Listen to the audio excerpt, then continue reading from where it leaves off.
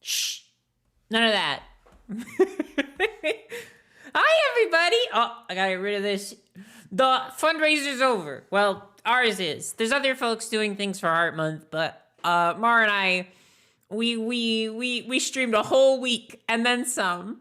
And we raised a ton of money. We raised over $2,000 for the American Heart Association, which is freaking epic and awesome. Thank you all for showing up for those streams and donating. I hope you had a lot of fun. That week of streams was so great. I loved the Mario Party. I think that was maybe like the most I've laughed in such a long time. It was very funny. Mediashare is not available just yet, but it will be in a second. It will be once we switch our sources to the thing. Thank you, everybody who subscribed just now. First of all, thank you so much. There's so many subscriptions. We got one from Kimona for 40 months. Thank you, Kimona. Ebanana, or Ebanana. I'm just guessing with pronunciation, but since your name is Eben, I'm assuming that's it. But thank you for the 22 months. Thank you, Juniper Amnesia, for the 17 months with a primi subby. And also for handing me a subscribe witch. Delicious. Zapporter, thank you for the tier 1 for 18 months. I was about to say that's 2 years, but years are actually longer than 9 months. Again, for the resub at tier 1 for 31 months. Thank you. That's literally almost 3 years. That's crazy. That's wacky. Aversol, thank you so much for the resub for 13 months. Thank you, Adorable, for the Prime sub for 18 months. And Michael O2000 for the Prime sub for 20 months. And thank you for the Hype Train. Feels like a nice little welcome back. I appreciate it. Sorry I haven't been super active lately. I actually have been super, extremely, absolutely 1,000,000% active, just not on Twitch. I've been kind of going hard on Dread Me Not stuff. And I swear to God, it's set to pay off soon. Not really. It's gonna be a while until the pilot's ready to show off. But I did want to complete my character sheets. I already have some storyboards that are pretty well into the episode, so we still got a long ways to go, but I did want to show off the process a little bit, mainly because I wanted to stream really bad today, and I have a really fucking good idea for a stream, but I want to do it earlier in the day so more people can be there. I kind of procrastinated today. I kind of slept in, all that good stuff. So, and then it took me like a half hour to get mediashare set up. It was so confusing to me. It took me forever to figure it out. But I did figure it out, and now we are ready to go. So if you would like to submit music for us to listen to, I have a Nintendo 64 music playlist that it's going to shuffle through, and then you can interrupt that playlist with your own songs if you want. It requires a minimum donation of $3, and it will be active once we switch the source to the art screen. So today what I'm going to be working on is Dread Me Not. It is a series that I have been developing for quite a few years now, since even before I started streaming back in 2018. So it's kind of a big deal for me to have finally started to kick things off and get it like up and running. And I wanted to share some of that process with y'all, and also get some work done that I've needed to get done for a while. Katakiki, thank you so much for the tier 1 for 4 months. Thank you. That's the subscriber song. But we're you know. And also you get to see my my process if you want to see that. I did already sketch the character sheet last night, so you're gonna see me lining and coloring today, which is gonna be really fun. I'm very excited for y'all to see these characters, hopefully fall in love with them, keep body pillows of them, and make a shrine to them in your home, have little posters, all that good stuff. So the character we're working on today is called Gritty. No, not like the dance, and also not like the Philadelphia Flyers mascot, though they are both like very much like radicals. The Philadelphia Flyers mascot being the mascot for anarchism, and Gritty from Dread Me Not is also in a similar vein. um, but yeah, I have been developing Gritty for a long time. They've been an OC of mine since I was in like high school. So I care a lot about them, and they were always supposed to be like kind of like they're like a dork. They're like a huge dork, but their heart's in the right place. And I try to go for something that how did I describe it? I want queer people to salivate when they see Gritty. Sorry. Nah, but like I genuinely have been trying to sort of give Gritty a certain style that people will really like, especially the gays. Gritty is non-binary, and their pronouns are they them. So please keep that in mind when interacting with my OC. And yeah, we're just designing the character sheet today. We have I knocked something over. It's an empty can. Don't worry about it. I live like this. Yes, I do. I live like this. And I was working on redesigns. Oh, there's a little like spinning like progress bar because Mar isn't loading. I pick up that can. So, yeah, I've been working on this character a lot. Because they're like one of the main characters. They're like there's three main characters. There's three like basically like the most important characters that the story revolves around. Those characters are Akiko, Gritty, and Retro. Akiko's character sheet is already done. I can actually show it off. Let me see where I saved it to. Okay. So this is the small version, and it takes up the entire screen. So the original file is fucking enormous. Come on, help me out here. Okay. So here's the character sheet for the main character, Akiko. As you can see, she is a little bit different from her like webcomic incarnation. Sort of changed up the style a little bit for character appeal purposes. And also I just think that her current look suits her a little bit better. As someone who is like maybe like she's got like a cute design, but also she's like, you know, a little depressed, a little messy, but in a good way. She is the main character. She's the most important person ever to exist. And then we have the other two main characters, Retro and Gritty. Gritty is going to be worked on today, and Retro's redesign isn't finished yet.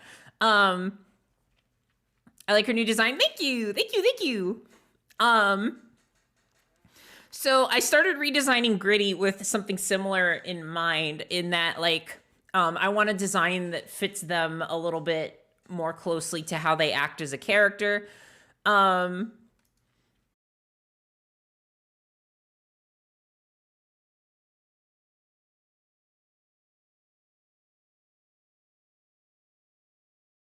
Character sheet, kind of the same deal. It's all sketched out, but it's not even close to being finished because I got to line and color everything. They fight with a funny baseball bat. And yeah, they're great. So yeah, we got our main character, then we got Gritty, and then eventually we'll have Retro as well, who is the last character of the DK crew. And yeah, I really, I really like them. I can show you their old design here. Let me find a picture of their old design, because you'll probably see a stark contrast. I have to admit, I was a little bit inspired by the new like Vash the Stampede redesign with the undercut. I was like, oh man, if you want to make like a great queer character, you really got to give them that undercut swag. So, that was the inspiration behind the hair change. I also added more piercings because I just felt like they should have more piercings. Let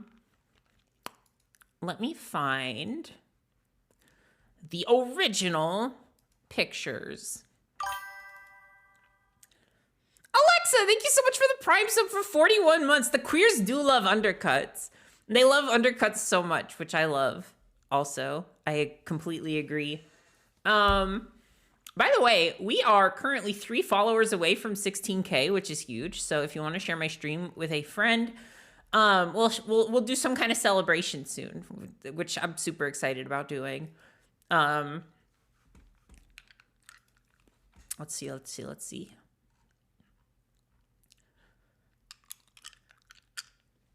It would be, which hard drive is it on? Chat, do you know which hard drive I put my old pictures on? Here it is. I want to show y'all because the contrast will be pretty significant. Oh, here's what the cast used to be. This is what they all used to look like.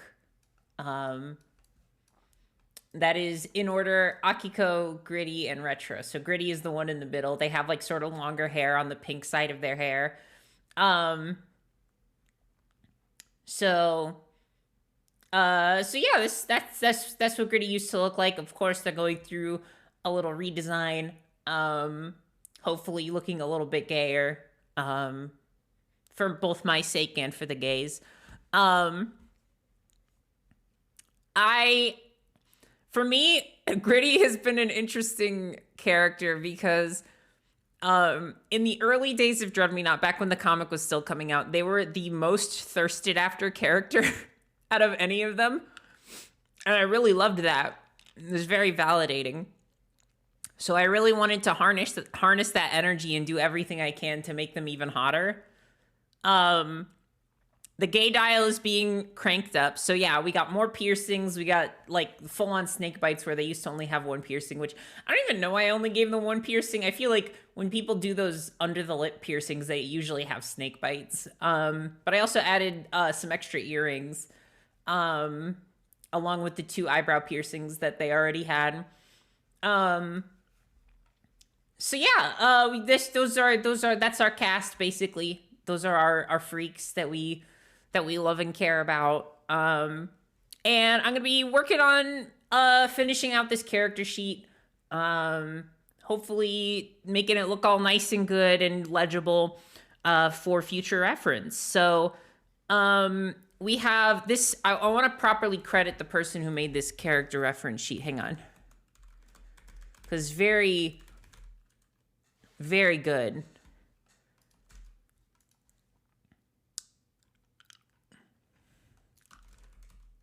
It was on Reddit.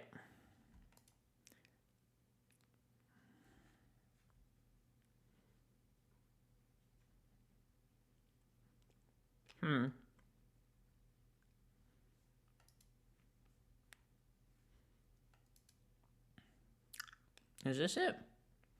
No. I gotta find this thing because it's so good.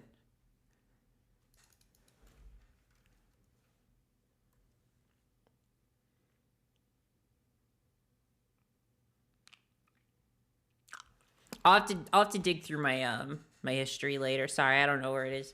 Either way though, extremely useful, extremely helpful. It's great. Yeah, I can't get it off. The Final Fantasy 13 is just stuck to me forever. I can't remove it. So yeah, I've just been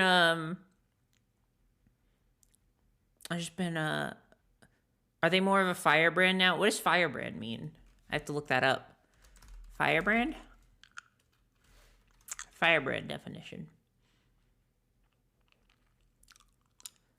Person who's passionate about a particular cause, typically inciting change and taking radical action. Yeah, they're very radical. They're a very radical person. They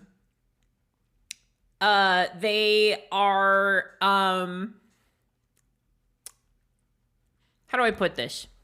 They are extremely passionate, but they are a very flawed individual. But they are, their heart's in the right place. They try their best.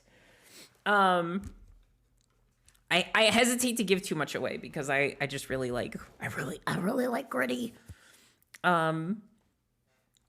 You'll notice that my characters, generally speaking, all sort of follow the same general idea of like, they're all trying their best out here, but they all maybe should sort of look inward and try to help themselves a little first. So yeah, we have our turnaround basically, which is what we're gonna start with, and then we have our expressions and then our poses at the bottom. So yeah, let me get the song request stuff back up. So if you want to request a song, all you gotta do is donate a minimum of. Why is that coming through so quiet for me?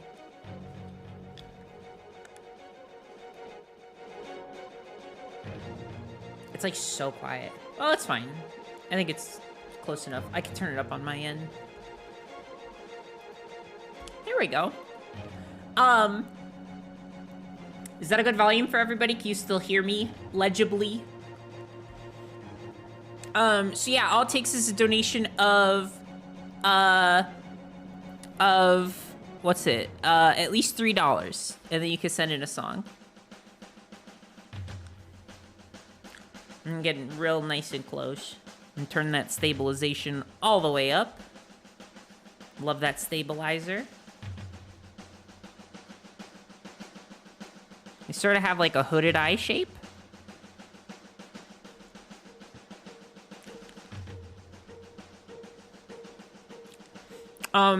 Also, Gritty is played by my good friend Kimona. Some of you may know Kimona from that one video. The What If Metroid Was a Girl and She Smoked Weed video, from way back when. They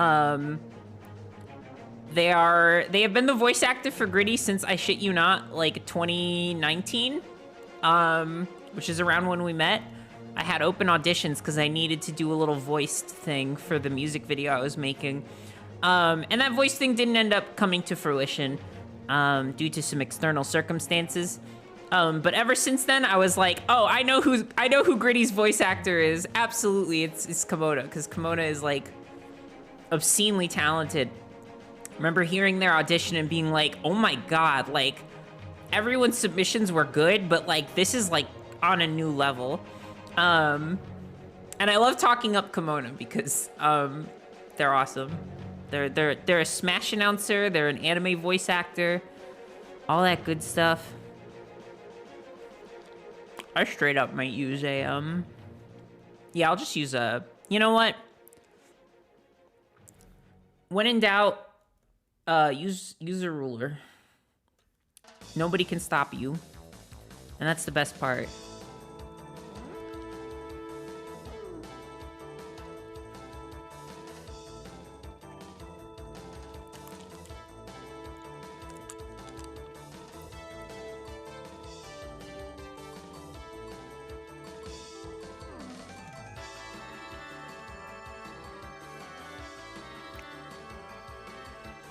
Yeah, it's the best Nintendo 64 songs playlist again. I really like this playlist. I really like seeing their ratings for everything.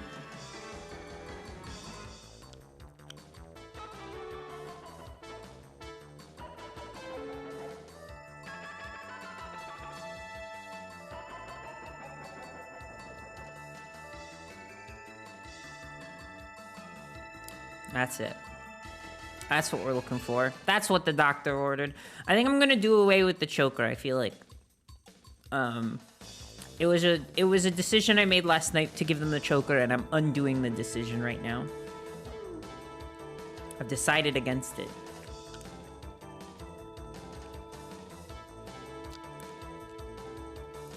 I didn't even know Kimono was on Act Promptly. That's awesome. Sippy water. I have a cough drop in my mouth. It's gonna do damage to me. Okay, here we go.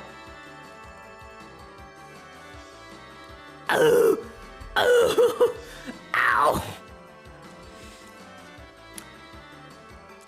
I take the physical damage. Yeah, it makes the water spicy.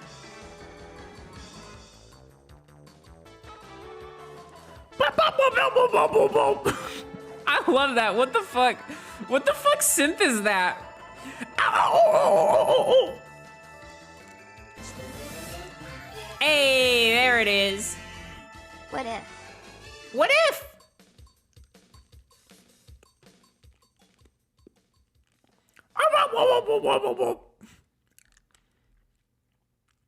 Hi, Virus. Hello.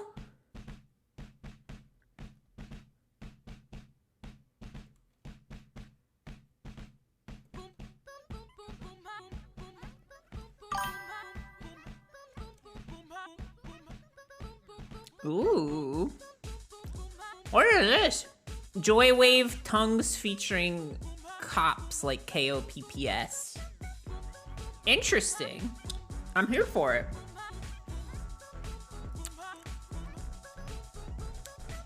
Certainly, Laz. Thank you so much for the... Oh, esports. Courtesy of Esports US. Wait. Esports US? Gifted you subs? Thanks, Esports. For a whole year also, which is awesome. Thank you so much. Shout out to Esports. Yeah. Thank you, Esports.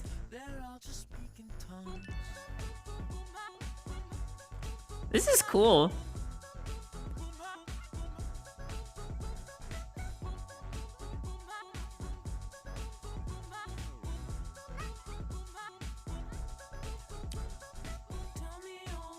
I'm currently using my screen tablet that was gifted to me on Throne by Kira Cat.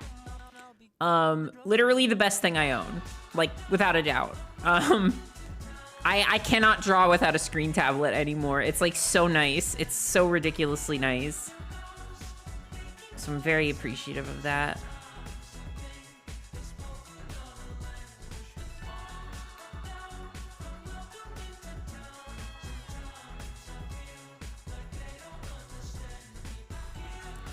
So yeah, we got the little like Vash the Stampede undercut, combined with their old hairstyle to sort of make a little in-between kind of deal. Because before, their hair was pushed back, and I think that this is, like, the undercut is almost, like, kind of the vibe I wanted to go for. But I didn't really know, this is, like, a real problem I had, is I didn't know how to draw, like, hairlines. I didn't know how to draw hairlines. Dollop Esports Stream 1. Sonic Riders speedrunning is an esport, in my opinion. But yeah, I didn't know how to draw hairlines, so I just didn't. So I drew a big, like, lump of hair going down, and after seeing Vash the Stampede, I knew what needed to be done. I actually haven't even seen the show yet. I just like the design a lot.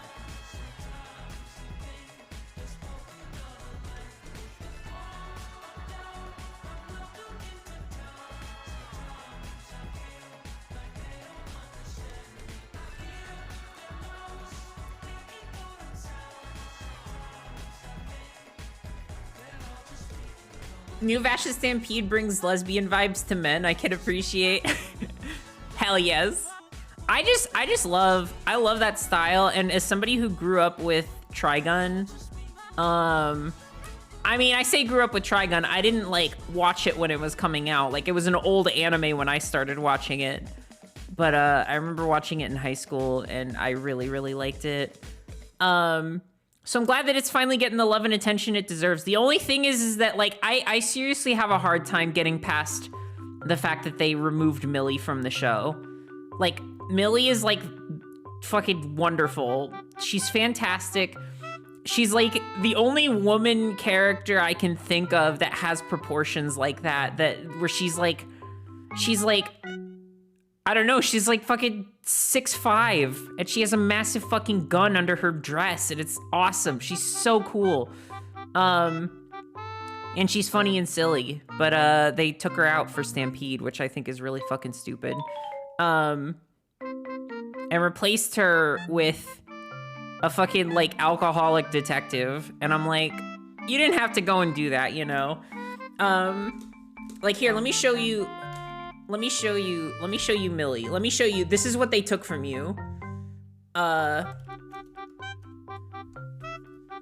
Millie Thompson.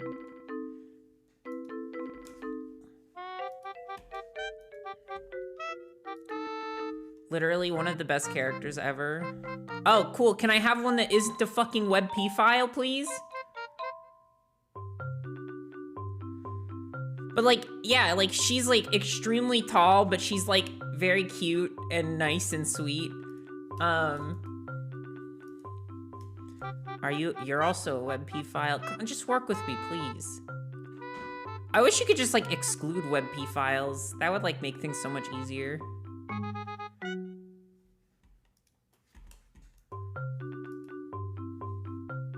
That's a JPEG.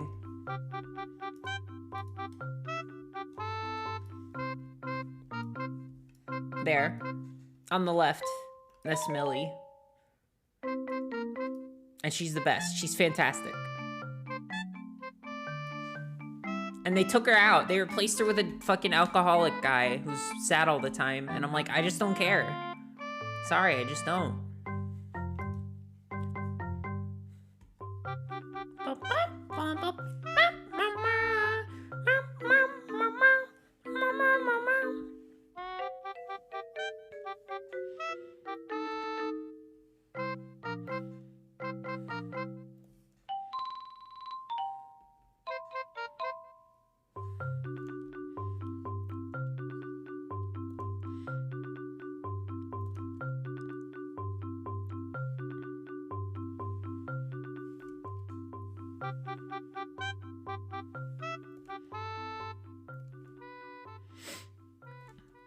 Oh yeah, I remember somebody asked earlier what Dread Me Not was about, and I'd love to go over it a little bit. So Dread Me Not, in its current incarnation, this is just a little bit different from the way it was done in the webcomic form. Also, thank you for the follow to... Who did that? Who did that? Gravity Pocky. Oh, Juniper, thank you for the 420. Here's a wonderful song that I fell in love with since it dropped 2 days ago. Hell That's yes. Less than 3. Here, can I just make it play now? Yeah, there we go.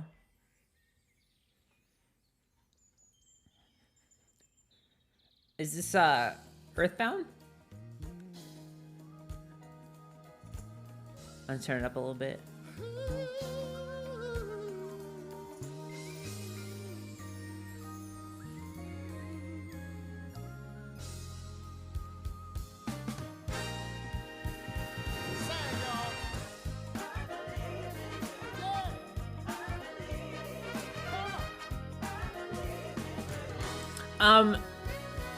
But yeah, Here we go. ended up being a little louder than I thought it would be. So Dread Me Not is about a, basically, it starts with this girl, right? She's in her room all the time. She's, a shut-in. She's very depressed. Her living space is reminiscent of the sort of damn bitch you live like this thing. She has gone through some shit in her life. It is not explicitly stated, but it's implied that, like, the last relationship that she had was a little fucked, a little bad, you know? Just like you know, your Scott Pilgrim like Evil X situation. But we don't get many details into like what happened. I feel like I'm probably not going to spend a lot of time in the early season dwelling on like how the main character became the way she was. Oh, yeah, you know, I can wait until the song's over. So I don't want to talk over it. It's really nice.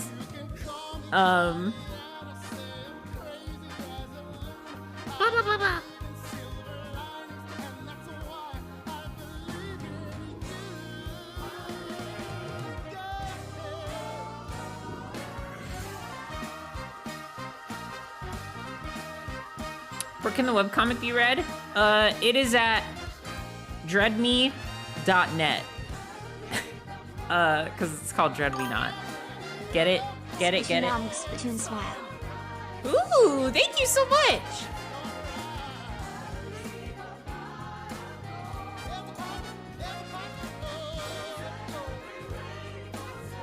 Okay, I'm gonna turn it down a little bit. Back to the volume it was before, I think. Cactus Quill, thank you so much for the tier 1 for 42 months. That is so nice of you. Thank you. So it's about this girl, and she, you know, she's been through a whole lot. She doesn't really leave her room much anymore, except for when she, like, has to survive, you know. She, is very much, like, she's sort of, like, given up on herself, you know? She's, like, sort of figured, like, I'm an adult, I'm in my 20s, I didn't, like, have some kind of, like, coming-of-age personal growth, so it's probably never going to happen. And the series opens on her,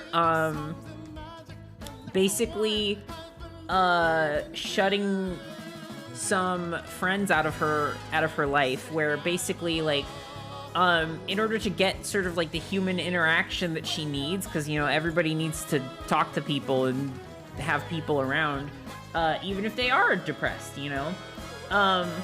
So the way that Akiko does this is by like making accounts on like social media, and like chat stuff, like maybe like a Discord equivalent.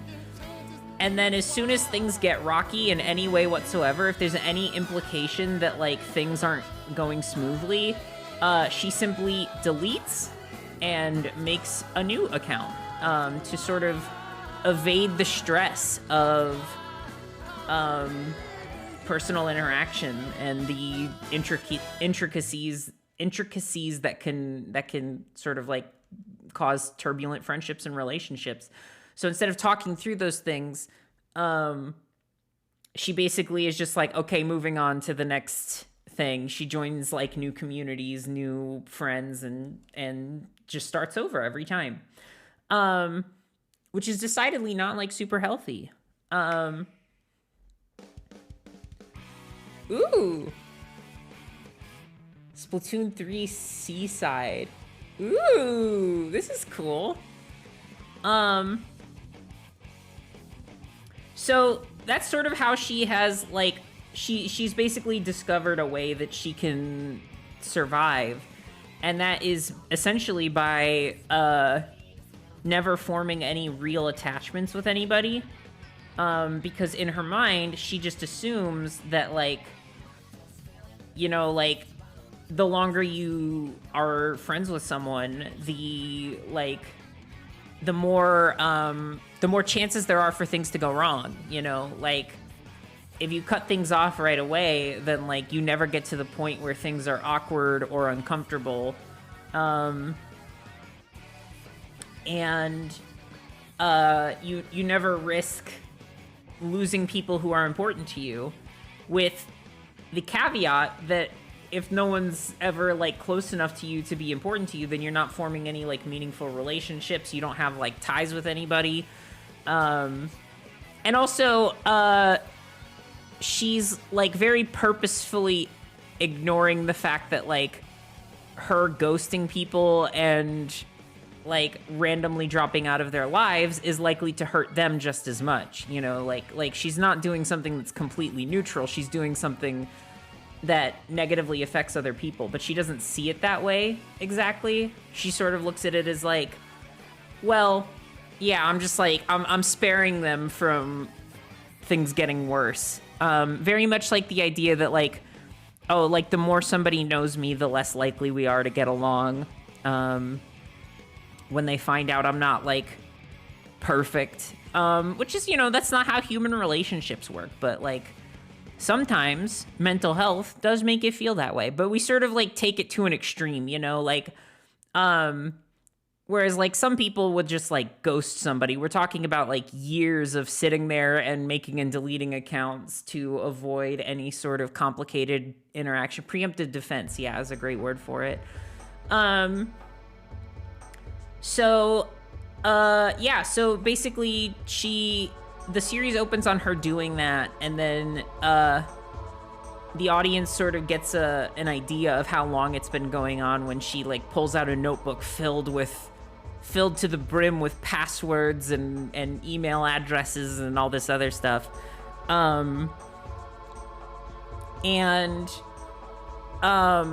She like crosses one out, writes down a new one, makes a new account, and goes right back to it, you know? Just starts over. And so she kind of has this ideal about her life that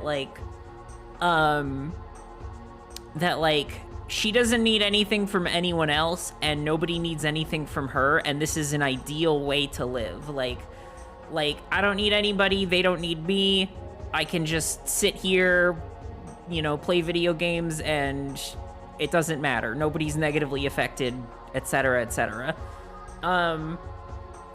Which is like very, very ironic because she does have like a roommate that like makes her food and like tries to help her stay alive and takes care of her, that she very much like doesn't appreciate. Like she does in the way that like she's thankful for the help, but she tries not to even look at it as help. She's kind of like, oh yeah, it's a good thing that they made like extra food, because I wouldn't want anyone to go out of their way for me, blah, blah, blah.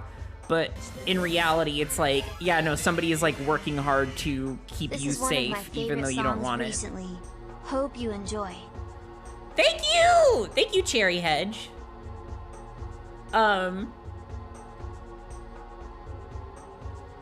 So, no, she doesn't have a job. I think that, like, her job would generically be, like, either she, like, scalps stuff online and sells it at higher prices, or, like, I don't know, maybe she, like, I think that maybe, ironically, she could be, like, a producer for, like, exercise music, despite the fact that, you know, she would probably not be using it to better herself in any way, shape, or form. But it's actually supposedly, I learned this from somebody who had an in at I think DistroKid or something like that, who like worked there or something. I don't know, maybe it was either at Spotify or at DistroKid, I don't remember. But they said if you ever want like easy money, just like make an exercise playlist and like people will listen to it all the time and you'll get plenty of money. I hate her now. Valid. The entire thing is basically about her, like, realizing that she is negatively affecting other people. But she doesn't, like, see it that way. In fact, she sees it more as, like, staying out of people's way. She made the fitness gram test music. Yeah, something like that. But yeah, she's very much, like, averse to like reflection and personal growth and stuff. And then one day something mysterious happens. Whoa, she it's sort of like a day like any other, where she is like just going through her whole shebang. And at one point she lays in her bed and she closes her eyes, and then she starts to get like sleep paralysis. which she's like not a stranger to. Because as it turns out, if you keep like an extremely irregular sleep schedule and you like don't take care of yourself, eventually you're most likely going to experience sleep paralysis. And sometimes you get sleep paralysis even if you do take care of yourself, which is kind of bullshit in my opinion. But it's like, you know, it's like a whole ass mess. I actually had sleep paralysis the other night. It made me so mad. I was like, I haven't had this shit since college. Why?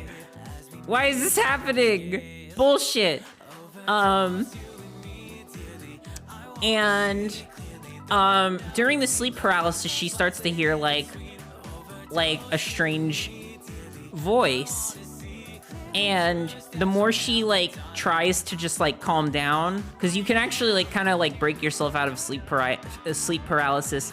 As long as you just like stop trying to wake up, instead just like close your eyes, breathe, try to get back to sleep, and then you kind of like phase out of it and it starts to not be sleep paralysis anymore. It just goes back to being sleep. Or at least that's how I taught myself to do it. But she can't calm down. Like she's like full on like panicking. Shit's going weird. And she closes her eyes, and when she opens them, she is in this like void, just like this empty white void. And well, I don't know how much of this I want to spoil for y'all. Basically, the long and short of it is she eventually gets isekai'd, and she wakes up in this city. And it's like a big, massive, walkable city, but there's no people around. It's like completely empty, other than these creatures called rave demons, which are like monsters made out of like glow sticks and stuff. And they're all scary and violent. And so like she's trapped in this big empty city. She starts getting chased by this demon. She doesn't have any way to fight back yet, and she's running away. And then a couple folks step in to save her, that being Gritty and Retro, and they have like cool anime shonen powers. One of them can like freeze time, and the other one can make a baseball bat, which is Gritty. Retro has like time freeze powers, which is cool. And Retro uses it to freeze the rave demon in place, and then Gritty comes out and kills it, and they save Akiko, and they're like trying to be helpful and stuff. They're like, hey, do you need supplies? Do you need help? Are there any other like things around here, demons around here that you need help getting away from? Blah blah blah. Or is there like anyone else here that needs help? Blah blah blah. All that good stuff. You know, they're basically acting as like a rescue crew. And so they sort of explain a little bit. They exposit a little bit about the place that they're in. They introduce themselves, all that good stuff, and then one of them can control the flow of time, and the other one has a really cool bat. Yes, exactly. That sort of disparity in terms of like how cool the powers are and how useful they are is one of my favorite parts of the series. Of like, some of them are really fucking awesome. Some of them like give you like fucking like razor sharp claws or some shit like that, and then other ones are like, well, you can blow bubbles. So yeah, basically like all this stuff is going down. The world is all messed up. This world that they're in is like very clearly like really not in a good place. But they're like trying their best to like make sure people at least like are protected, all that good stuff. And just read the entire comic, excited for the pilot. Thank you. I will say a lot of stuff is different from the comic. It focuses a lot more on Akiko's life before she enters the after. which is the name of the world that they're in. So basically, it's called the After, and it's assumed by the main characters that after is short for afterlife, and that like they might be dead. Like that's a theory that the characters have come up with in universe to explain their surroundings. But they have no sort of actual confirmation for that, you know? So, yeah, sometimes you die. Sometimes you die and go to heck. And from there, like, oh yeah, another cool thing I wanted to mention is that like every character has like their own like associated color, and it's like it's basically everyone is glow sticks on the inside essentially. Just think of it that way, is like it's instead of blood, everybody's got glow stick juice in them. Akiko is like a cyan color, like I showed earlier with the reference sheet. Let me pull it up again, so those of you who did not see earlier can see.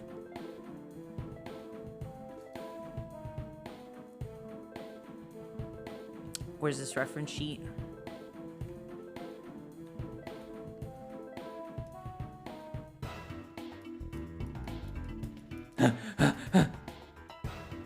So as you can see, like she's all like cyan, blue stuff, all that good junk. And her eyes will like glow blue when she uses certain abilities, blah blah blah, all that good stuff. And like the weapons that she can manifest are blue.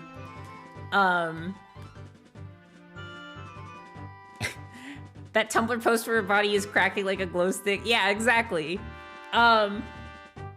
And the I need to turn this music down. It's like loud to me.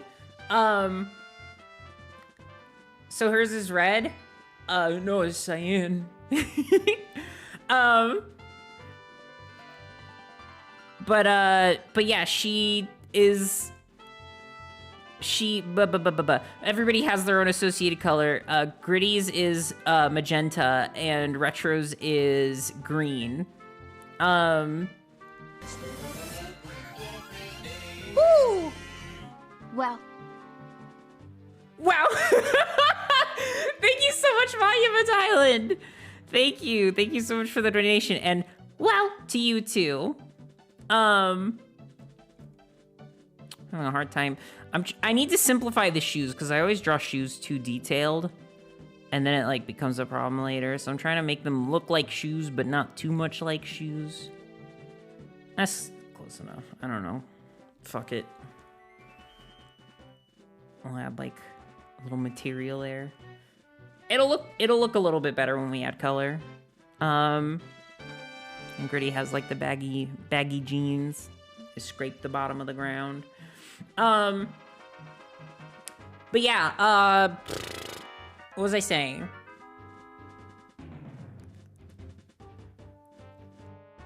Everybody's got associated colors that they're based on. Well, not based on, but just like that's the color that they are. And that's like the color of like their blood, their tears, their everything on the inside of them, basically. Which is abnormal in this universe. I will just establish that. Like, in the real world, before Akiko gets isekai'd, she does not have glowy bits. But then post-isekaiing, she does, which is concerning for a few reasons. Oh, God. Ugh. I like spending a lot of time on shoes, so when I don't, I'm like, I don't know what I'm doing with myself. But this is an animated series. I can't be spending all my time working on shoes. Here, let's just make it kind of like that.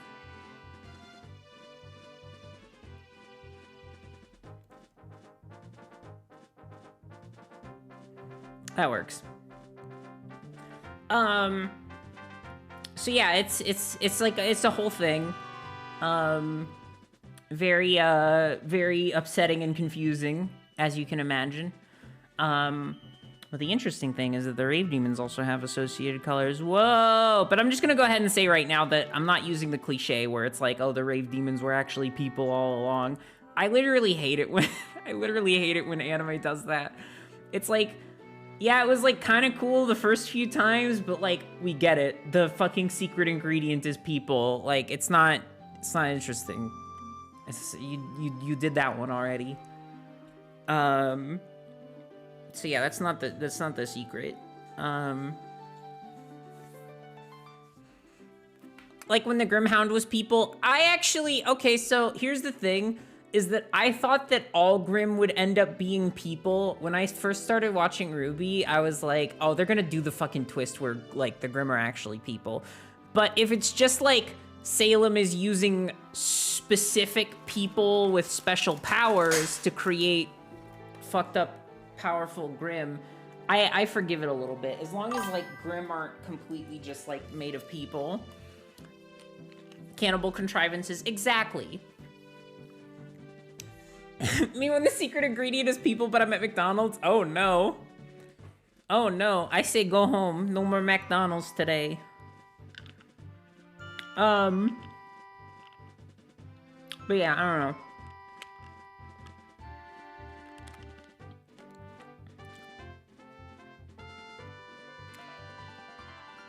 Stopped watching when Yang and the gang watch Oscar get kidnapped. It's dumb. It's a bad show. Mar and I complain about that show a lot because I recently decided to hate watch it with Mar from start to finish.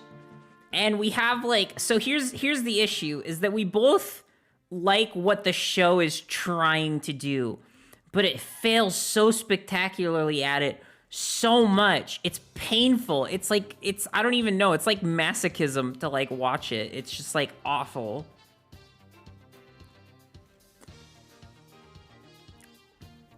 They keep making bad decisions. Like in the newest season, the newest episode, like Ruby gets some like bad news and she faints, and it's like a cool scene, and it's like, oh no, she fainted because she was so shocked, and like it's like shot well, so you're thinking like, okay, this is actually like kind of interesting.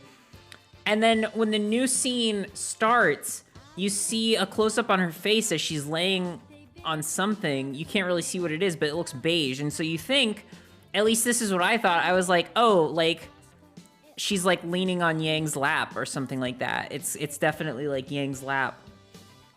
It zooms out. Everyone is sitting in a circle and talking about events that led them to where they are now, while Ruby is laying face down in the dirt. Face down. They left her there. She fainted, and they let her lay on the dirt, face in the dirt, just face down. Nobody helped her. Nobody propped her head up.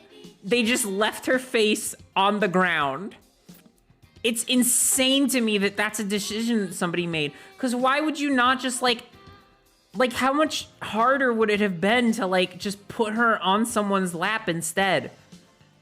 It couldn't have been that hard. They're all sitting completely still for that shot. I don't even know. It's just like little things like that just like bug the shit out of me.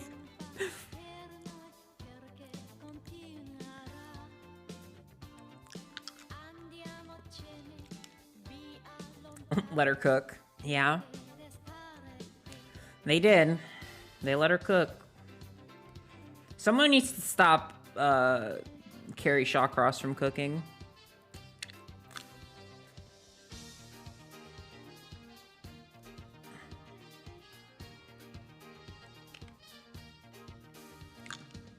And also, he's the director of the new, like, Justice League Ruby thing, so I'm, like, imagining it will be filled with similar contrivances. But it's not just the contrivances either. It's not even, like, little details like that. It's also just, like, they treat their characters like shit, and expect you to still be invested in them at the end of the day, which is weird. when they're like killing characters off for no reason. They like spend an entire season building up a character's arc to be like, hey, this is their character arc, and it's really interesting and it's gonna go somewhere. And then like for shock value, they kill the character off before their arc can complete. And it's literally just like, oh, so you just like did this for shock value? Is that it? Like this character, like you just pretended that they would be important to the story so you could like make people say aw? Because you know what I'm saying is I'm saying that that's dumb and that's like bad storytelling. It's like they try to do this whole thing where it's like, oh yeah, like the real world doesn't have like arcs and character arcs and all this other stuff. Nothing is like clean and happy all the time.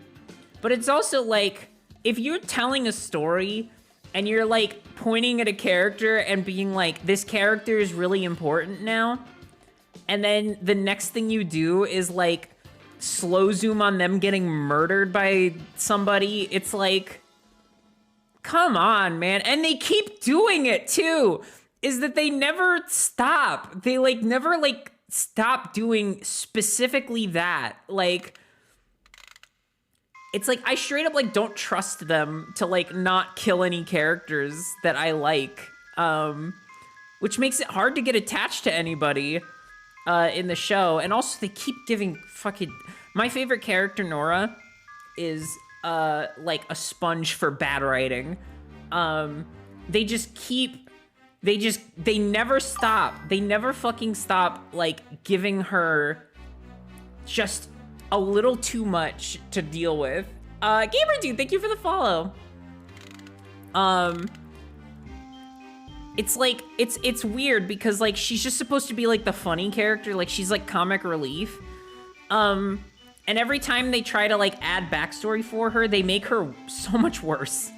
Like in volume 4, they have her whole thing being that like, okay, so she was like born and raised in Atlas, right? But in volume 4, it reveals that she was like a homeless child in Mistel, which does not make any fucking sense because those are completely different continents, and it never explains how she got to Mistel.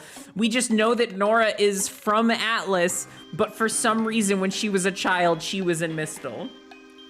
It does not make any fucking sense. Is that 16K? It might be. I hope I got to 16K while ranting about Ruby. Bum bum bum bum bum bum bum. Bum bum bum bum bum bum bum bum bum bum. It's actually not loading. I don't actually know if it's 16K or not. It says 15,997 right now. So it might be 15 almost. But yeah, nah, just like the way that they handle character arcs is fucking embarrassing. It's like, it's just really frustrating. Because you get this feeling that you like the characters and the stories that they could be telling more than the writers do. Aren't you usually ranting about Ruby though? I still am. I still am. I'm ranting about Ruby. Oh, wait, no, did I say something to the effect of like, I'm gonna hit 16K while complaining about Ruby or something like that? I don't know. Either way, the show could be so much better, which is kind of what makes it so interesting to me, is because it's like, it feels like,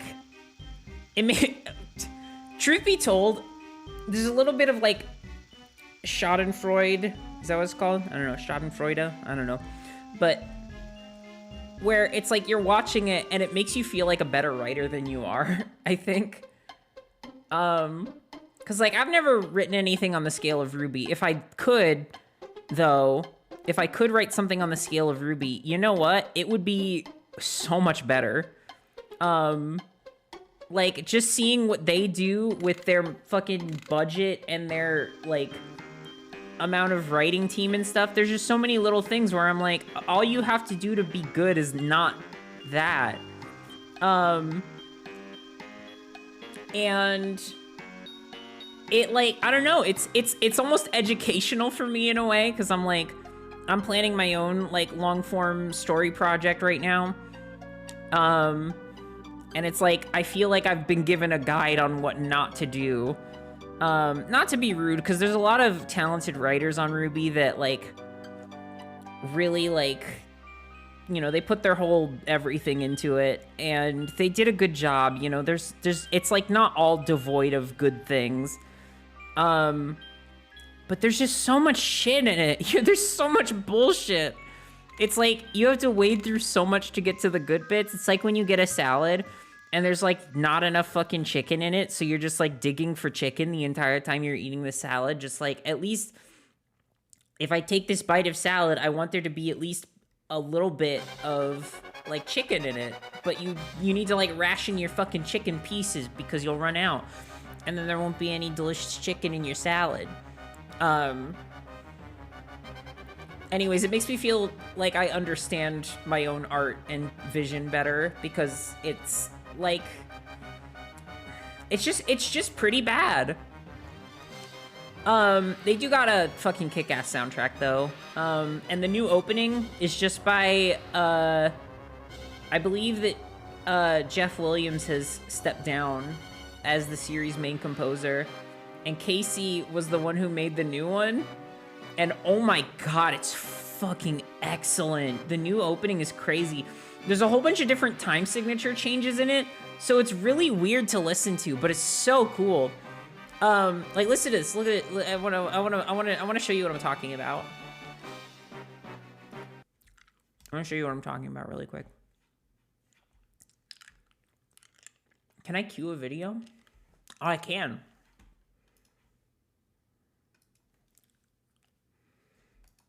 I'm not gonna play the whole song. Just a little bit.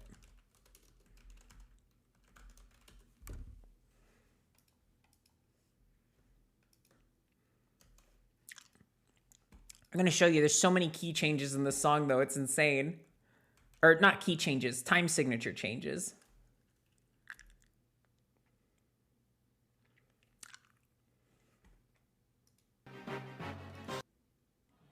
Okay, here. So listen to this.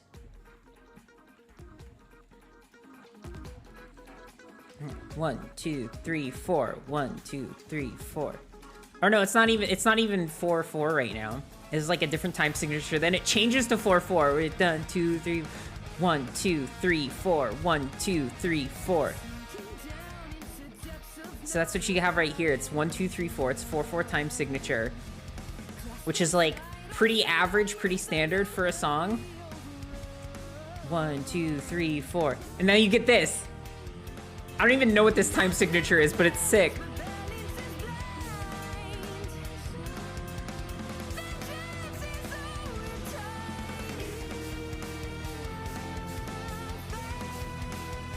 It's so weird. It's so good though.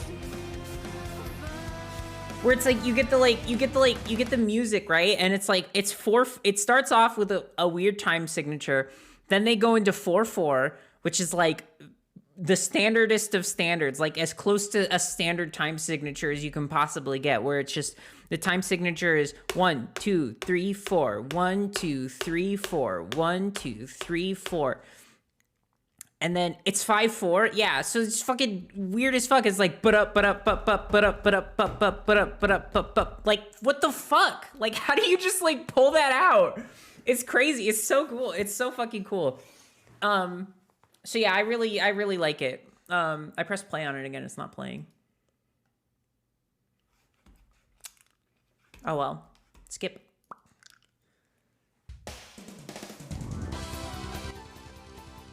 Ah, F-Zero, hell yeah.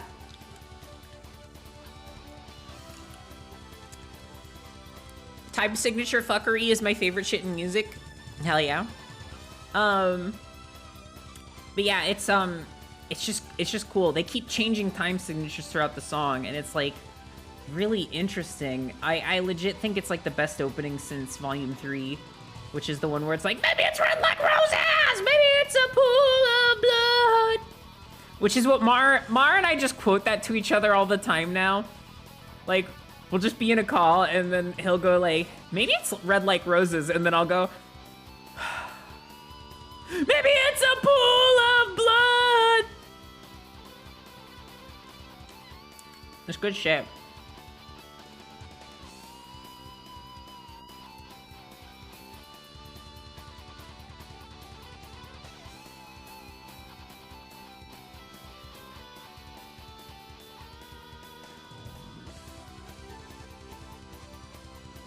Oh yeah, also Mara and I watched Ruby Chibi and we were disgusted. That shit is bad. That shit is like unforgivable.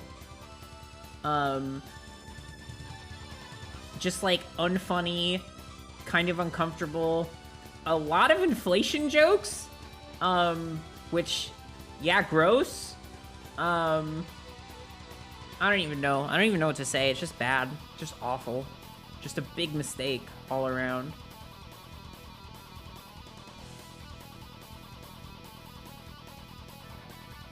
It's like the old meme, the big mistake, where it's like a steak with lipstick and a handbag.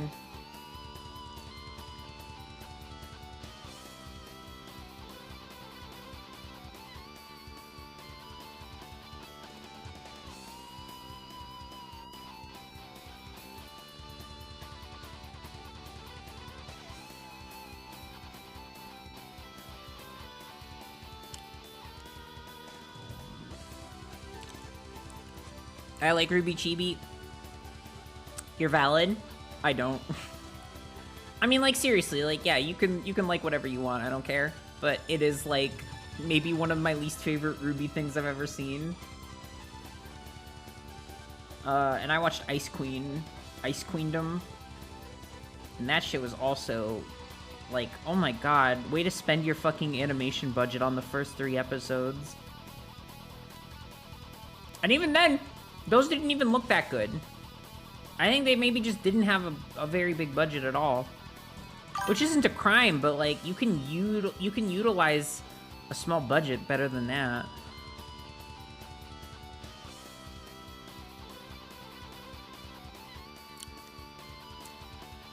Do you speak Spanish or do you know any words in Spanish? Greetings from Bolivia. I know, I was in Spanish class for 3 years and then I forgot it all. I know how to say milk.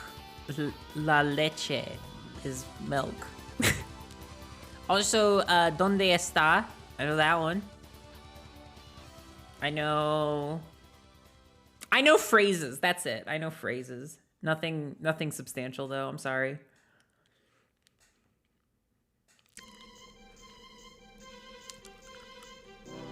I did pick it up on Duolingo though. I don't know. Maybe one of these days you're gonna hear me speak in Spanish. And you're gonna be like, damn. You're gonna be like, damn, that's the girl who says she couldn't speak Spanish, and then here she is. Here she is saying all kinds of Spanish words.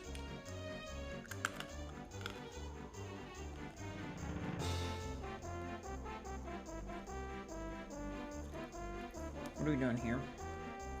I gotta make sure this is even. Close enough.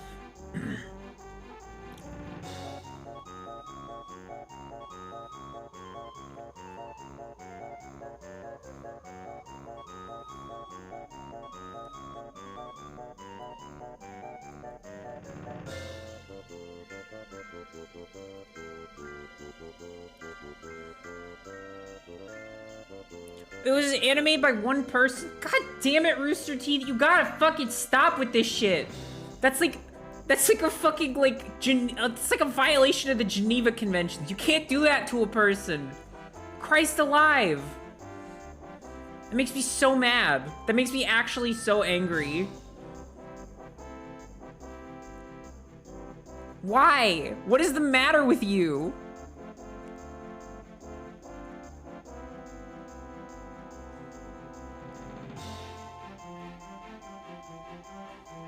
Sorry, I get very mad about Rooster Teeth and their terrible business practices.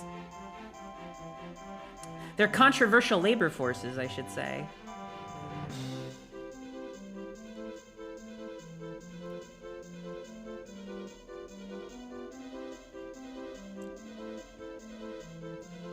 We're gonna still make red versus blue.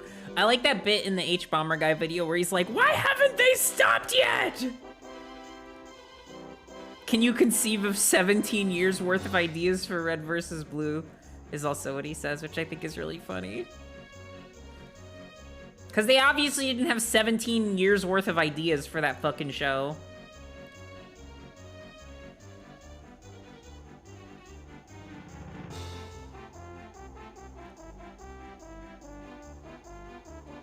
Oh, I mean, and it's still going. It's still fucking going. What are we talking about? Complaining about Rooster Teeth and their business practices and the way they treat people. And their general disregard for humanity. And safety and all that other stuff. It does, you know, I gotta say, it looks a little weird that the sleeves are, like, even on both sides. But, I'm the only one animating, so I could just change it in post. I don't care.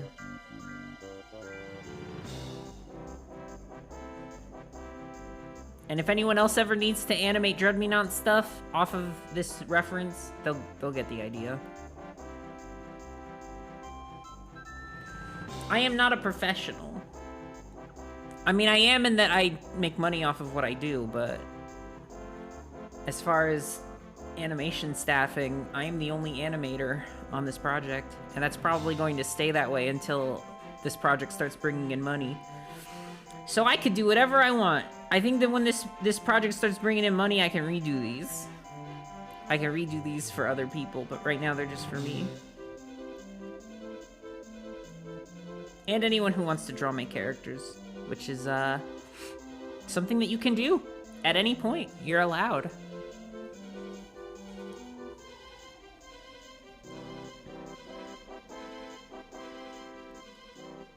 I could never fire anyone. That's my biggest issue. Is I'm probably gonna have to hire like a manager that can take care of that stuff for me, because I straight up won't do it. I could never fire another human being.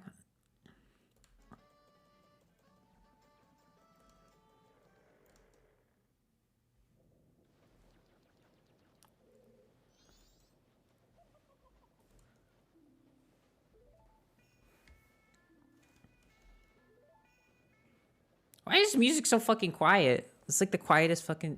Get out of here. Just play the goddamn next song. Get out of here! Did everybody's stuff play? Like, did anyone make a submission that didn't play? I'm just trying to make sure. I want to make sure everybody gets their shit played.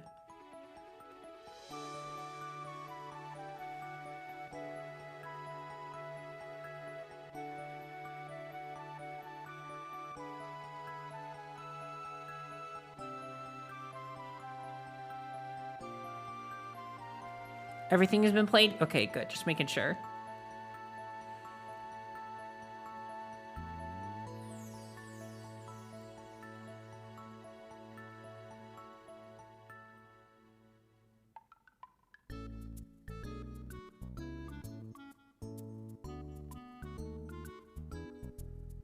And that's what hands look like from the back. How interesting is that? Chat. This reminds me of Maple Story music.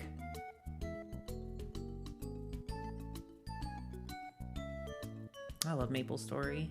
Hey, shout out for Maple Story.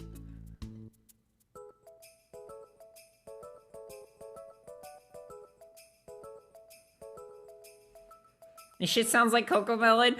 Oh yeah, that's another thing is, I remember when during the first episode of Ruby Chibi, Mar said this shit looks like Cocomelon.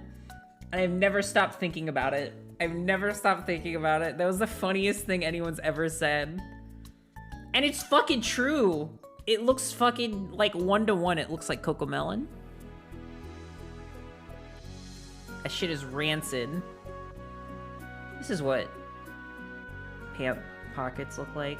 Oh yeah, something important to establish is that like I wanted to make Gritty super hot, but also like they're a nerd. My main thing is that Gritty can't be too cool. So they do have like the completely flat like Soldier 76 ass.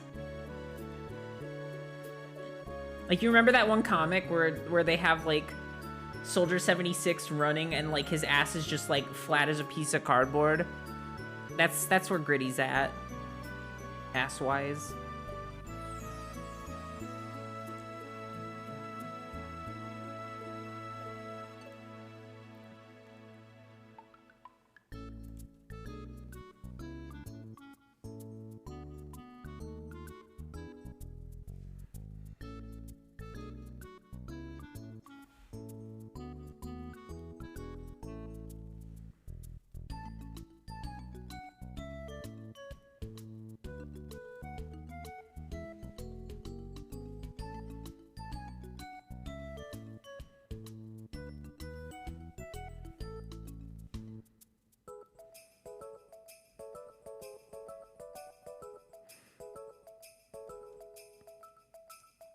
It's like how they gave Link a tunic because they didn't want him to be too cool. Like, that's an actual thing that's the reason that in Ocarina of Time Link wears a tunic, is because they were worried that Link would be too cool.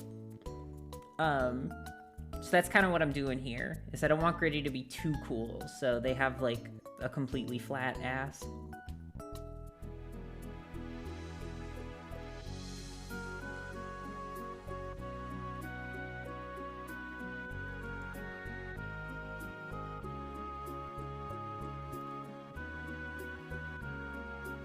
This has been canon since day one, by the way, like, since back before I was producing the animation. This decision was made a very long time ago, and I've stuck to it ever since.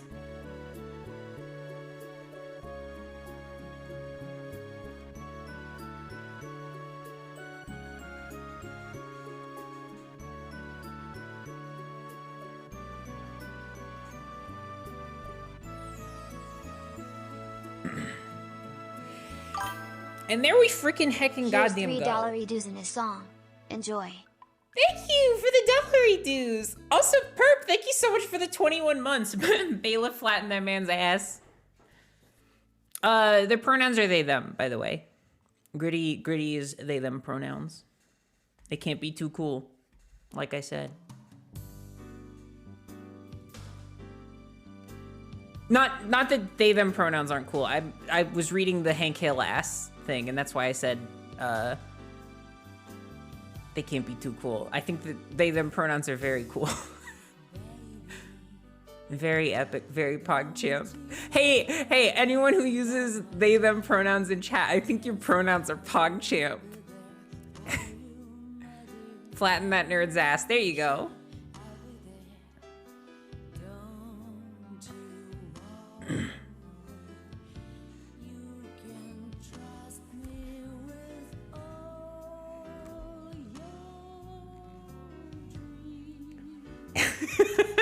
No, it's not true. Liberal Twitch be like, oh man.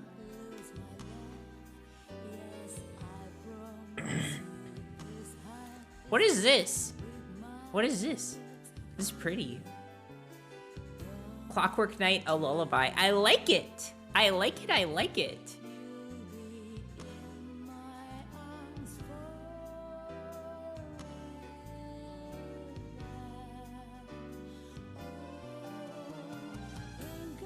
All right, let's move on to the expressions, which I had a lot of fun with. Or we could color. We could do the flat colors, because for those of you who don't know, if you're ever working on a reference sheet like this, it's very important that you don't render. You should not render completely your sketches, because you want people to be able to tell what the base, like, flat colors are. And if you start shading, then it starts to get a little muddled and you can't really tell as much. So what you want to do is flat color only. So this is the only amount of color that we're gonna put on the reference sheet, is like this one here. I'm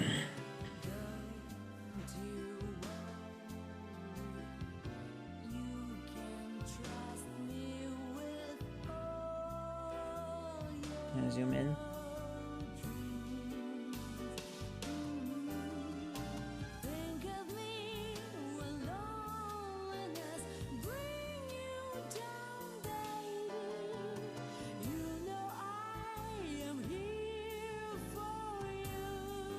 There we go.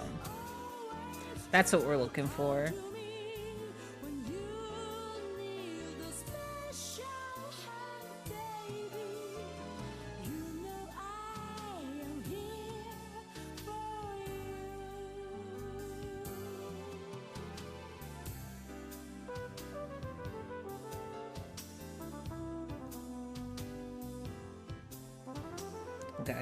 Gotta get zoomed in a little bit.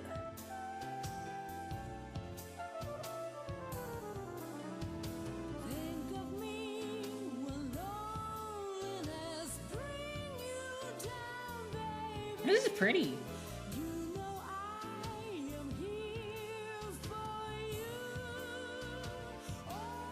Is this from something, or I don't know. I like it. Oh, Clockwork Knight. Is that something? Or is that a band? I guess I don't know.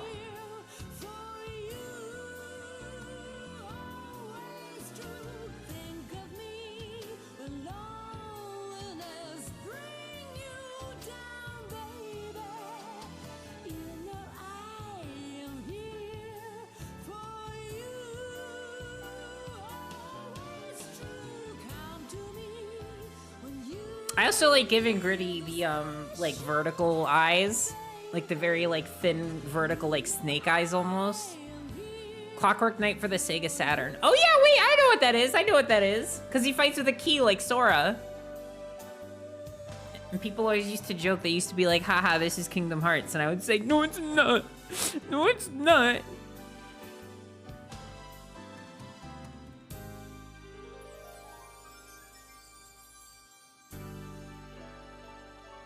Love drawing angry face.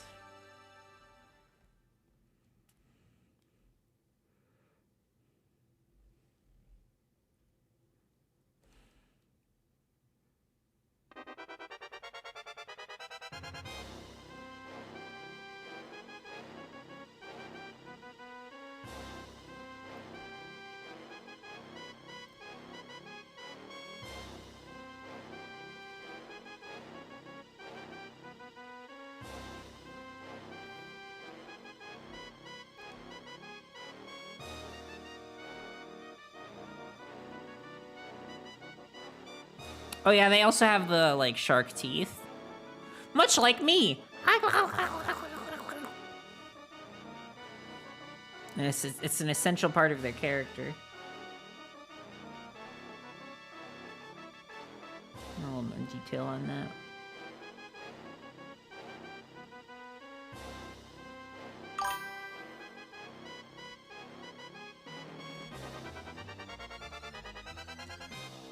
Thank you for the follow. Now it says 15998. I guess we're almost there. We're like almost there, gamers.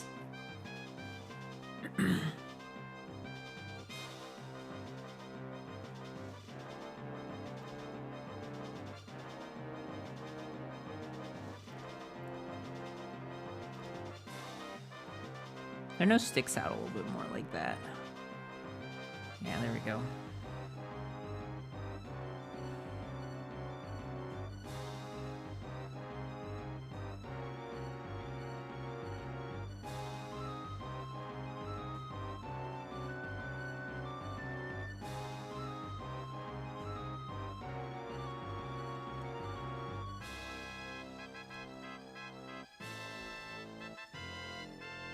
Love drawing gums also. Shouldn't the other girl have the shark teeth because she blows? Oh, you silly goose.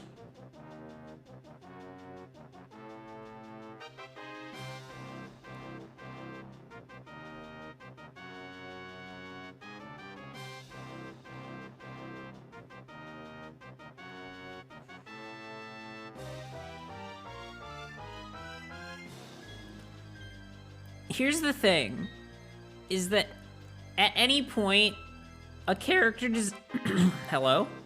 A character design might be at risk. At any point in time, a character design might be at risk of becoming cool. And we can't have it. We just can't have it. All of these characters are nerds in some way, shape, or form. Even the cool ones are nerds. They're all dork-ass losers. And we can't have them being cool. Everybody almost reaches a level of coolness that I personally need to avoid for my own sanity.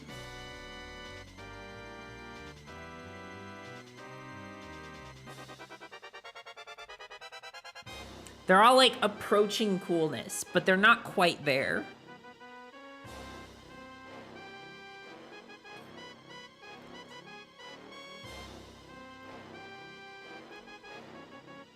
And I gotta say, I'm treading dangerous water by giving Gritty an undercut. I know.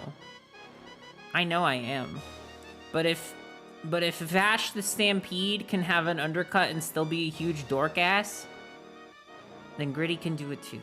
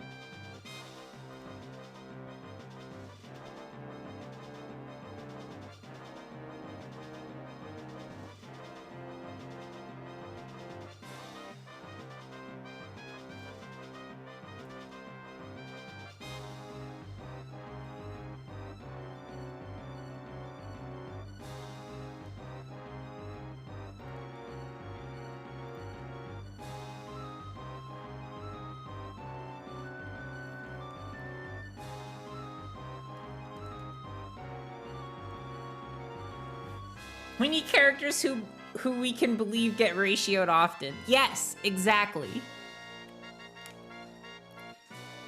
They're cool in an individual way, but they also would brag about their Tetris high scores. Yes. It's also just like the idea of making characters that take themselves too seriously, I think is really enjoyable. Like drama queens, basically. Not everybody in Dread Me Not fits that description, but quite a few of them do.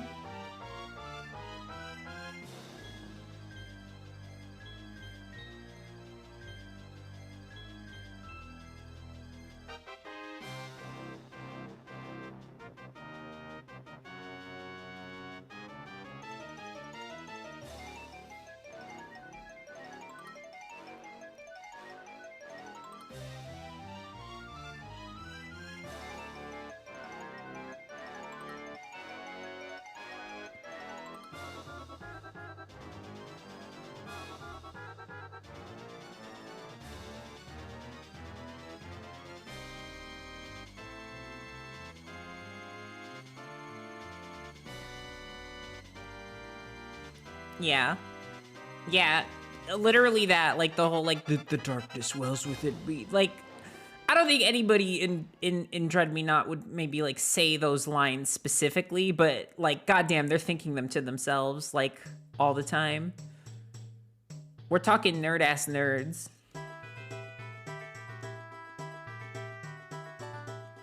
Everyone is at risk of accidentally being a little bit cool, so they have to just like balance it out somehow.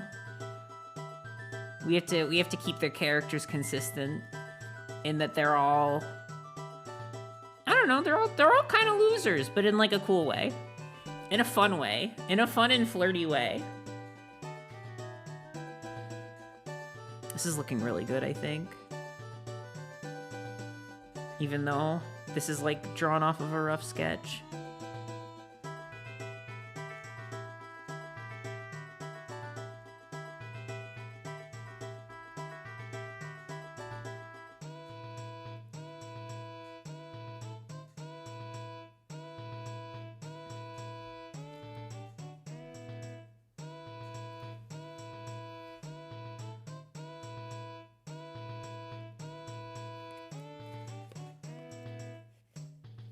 Always losing at Minesweeper.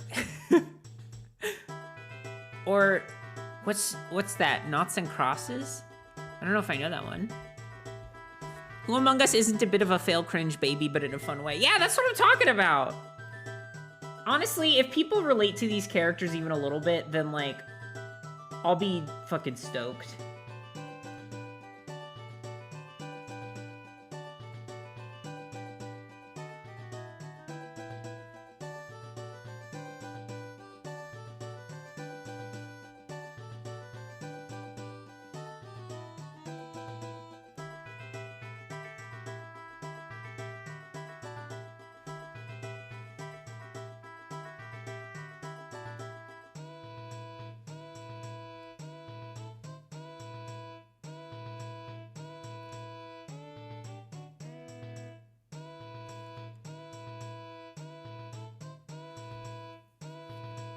Tic-tac-toe.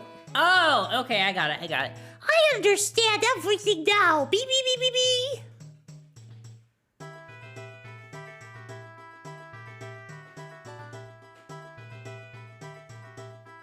Look how mad they are. Calm down, Gritty. It's not that big of a deal.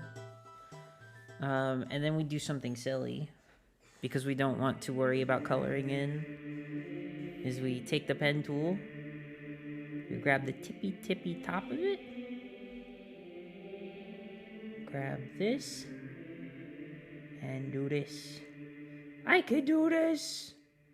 I could do this anytime I want. And now they'll be easy to color in. Because here's what we do. I'm gonna show y'all something crazy. I have like crazy bucket settings. I spent like an entire day optimizing my bucket tool so that it fills in completely and I don't have to like go crazy in filling in all the lines perfectly. So what I do is I make a new layer right here, and then I select the layer with the lines on it, aka this one, and we set it as a reference layer. And then we click on our bucket tool, which is over here, and then here you can see I have crazy bucket settings, which I could share with you if you would like at some point. And then you can just oh wait, hang on. Will this work? No.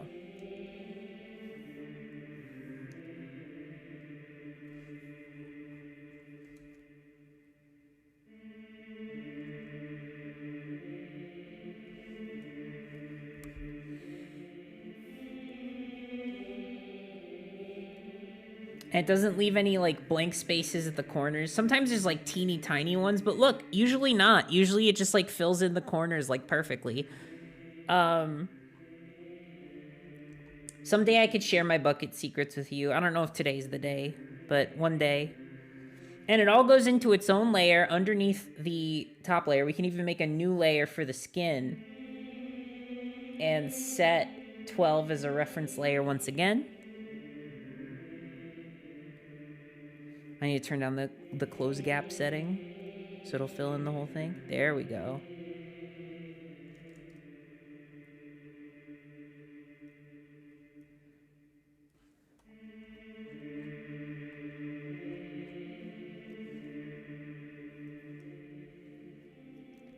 Is that everything? Yeah, looks like it. Forgot some bits with the hair. So you go back to 13, set the reference layer.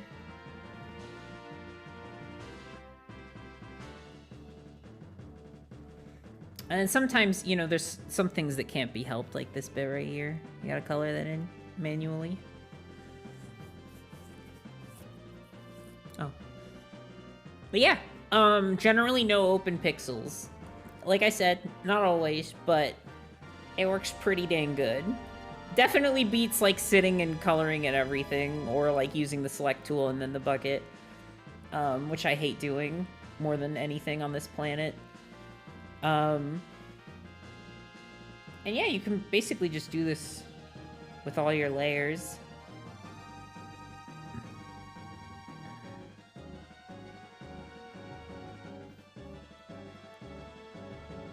And give them the like a darker shade of magenta for the gums. because the actual magenta we use is just a little bit different.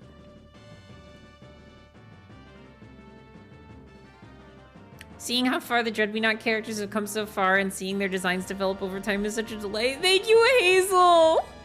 That's so nice of you to say. That's always so validating because your art is like the best in the whole wide world.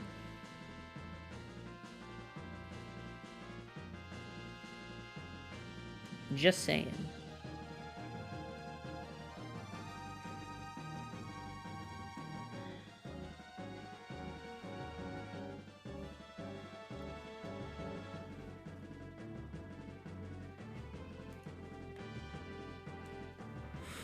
And then of course, so I don't know if it looks weird or not, but I'm not really like I don't see myself changing it at all.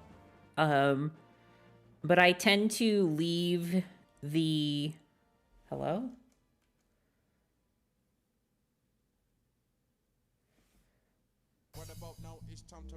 Buck Bumble! Buck Bumble, dude!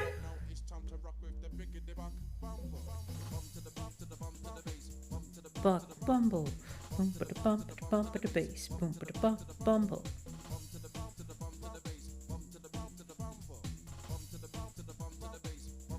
I think I drew these on the skin layer, so it's not gonna work.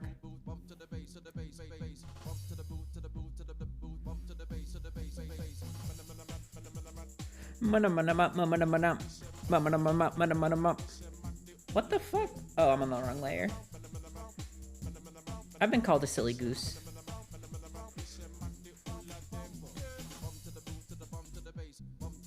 They're so mad. What are they so mad about? Calm down.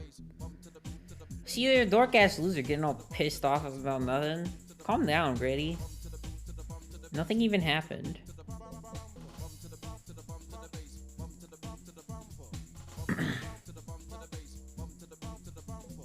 Don't get all bent out of shape.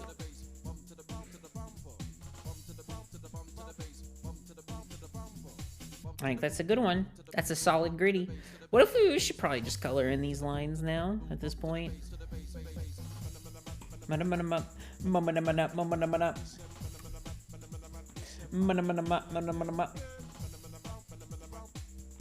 Buck Bumble.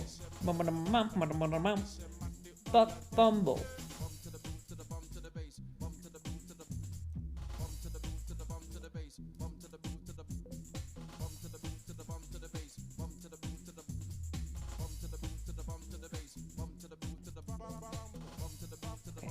Move that somewhere else.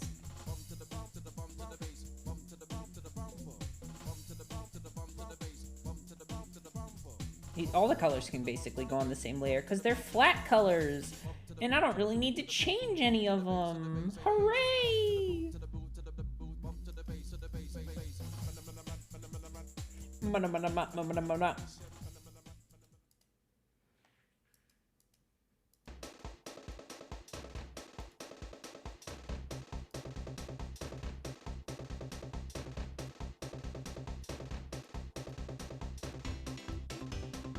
There we go. That's the lines.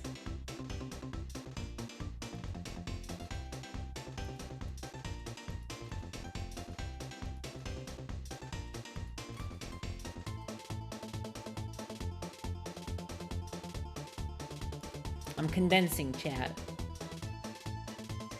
It may not look like much out here, but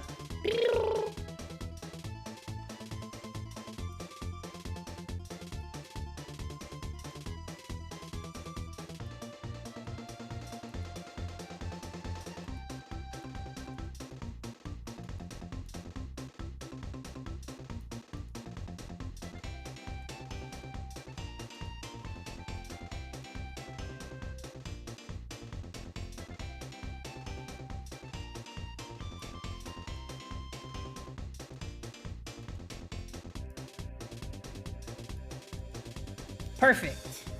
I'm a genius.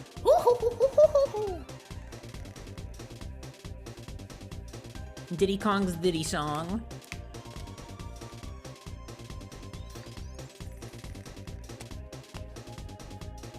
Diddy Kong Racing was one of my favorite N64 games. Hell yeah. I only played it on the DS, but I really like it. I think it's great. I think it's fantastic. All right, so now new layer.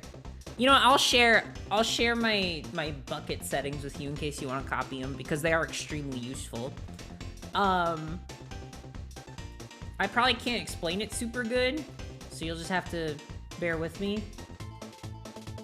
Where's my window capture? Whoa, whoa, whoa!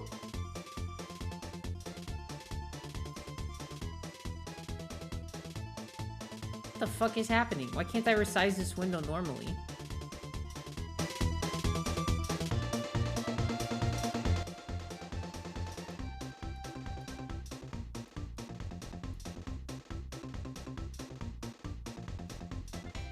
Whatever. Okay, so here's kind of how it works, okay? So you want to have your opacity all the way up just so you get solid lines when you fill. So what I have here is the close gap window. And then the tolerance window, which is connected to that. And you may need to enable tolerance or else you might not be able to see it. Which is, I believe, in the view settings or something like that.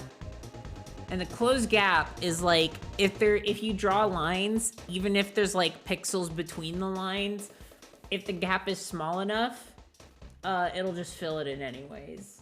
And it won't like fill the entire canvas with color, even though you have open lines, which is extremely useful. And then the tolerance, I believe, is related to that. The area scaling is set to 10. I don't really remember what that does, but it's super useful for some reason. I believe the area scaling has to do with how much of the underneath the lines gets filled up. So if you have it at 10, it's like filling like half the line. So that's how you get rid of those pixels between your lines, essentially. And then the refer multiple thing you want to have checked. And then that third box right there makes it refer to a selected line art layer for the fill bucket tool, which is what we use so that we can fill a layer beneath the line art without actually using the line art layer to fill our thing up.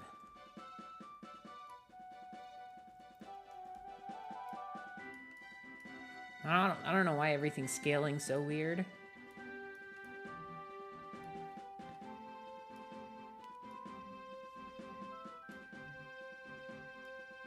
Either way, that's how it works.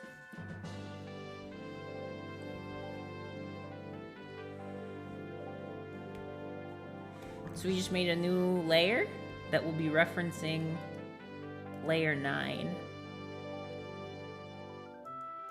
And now we can kind of just go in and go crazy.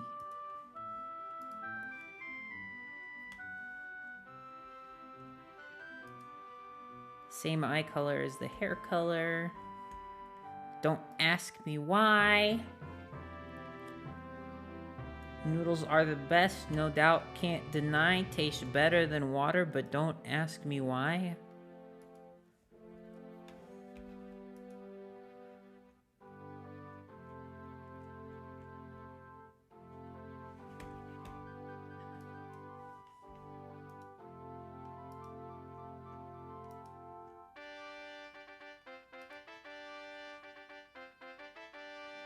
Oh shit, Star Fox. I know that guy. Skin. Like the Sonic Colors announcer. Skin!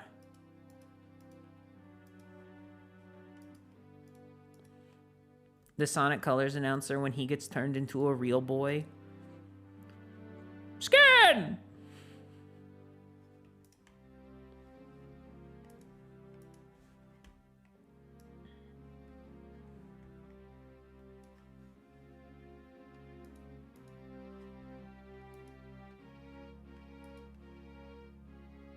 I just realized the back of the neck isn't really drawn. I can fix that later, though.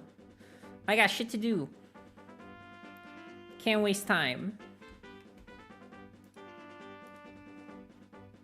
So yeah, it sort of helps to sort of just get in there and fill everything in without, like, worrying about the nitty gritty details.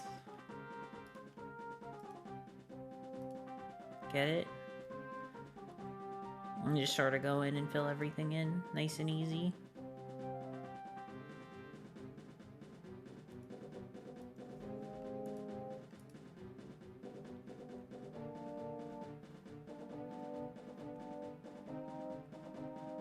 Ooh, have fun with the Muppet movie. I love that movie. Is it the one with Jason Segel? Where he says, am I a man or am I a Muppet?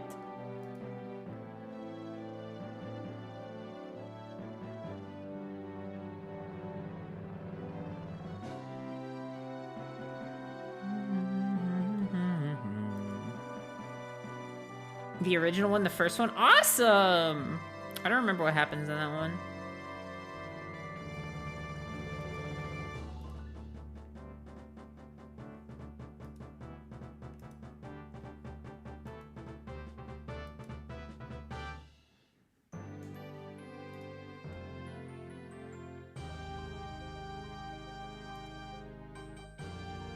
There's some extra blue hairs on the other side of their head that I didn't mean to draw.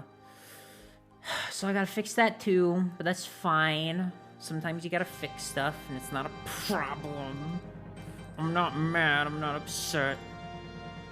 I feel great about it.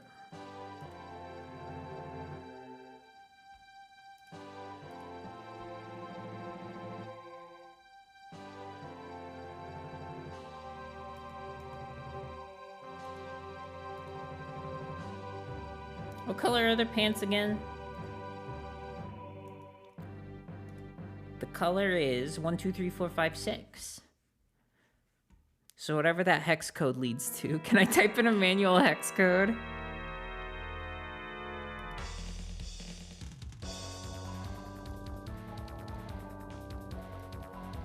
Maybe not. Oh well.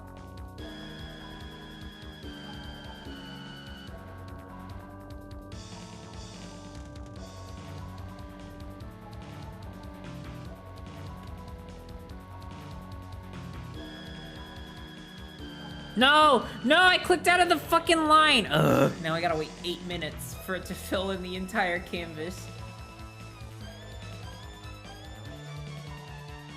And since we have such complicated bucket settings, it's gonna take even longer. There we go.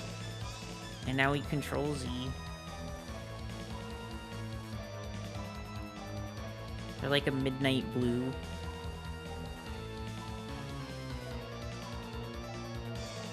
I don't know why that happened.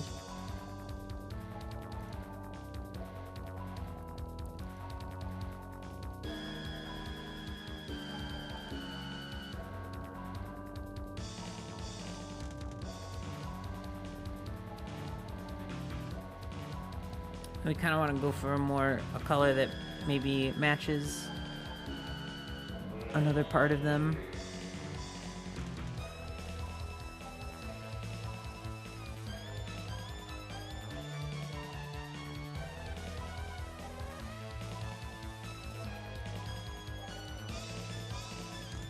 There it is. That's colors, baby. That's Sonic colors.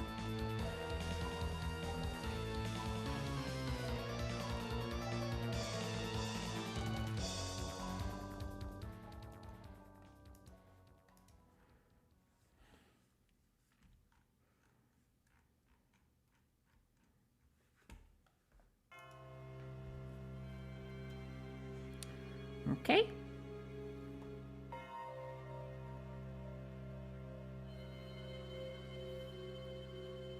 No, I did it again! Fuck! Ow! Coming along very nicely. Thank you! Hi! Hello? Hello? Yeah, refer the line art layer or else that'll happen. Okay, we're good. We did it. We got our flat colors there. And that part's done now. Now we can move back to the expressions, which we started and then just randomly stopped because I got a hankering for doing something else. which is fine. Sometimes that happens. They don't tell you that at art school, but sometimes you forget what you're doing and you do something else, and then you come back to what you're doing later. So here we go.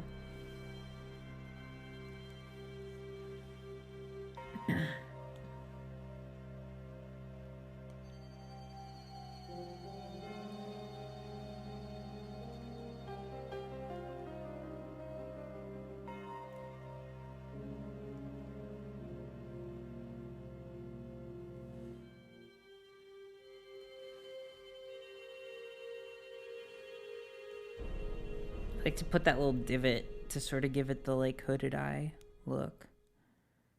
It's hard. It's hard to make it look right from this angle, I think. At least it is for me. There we go.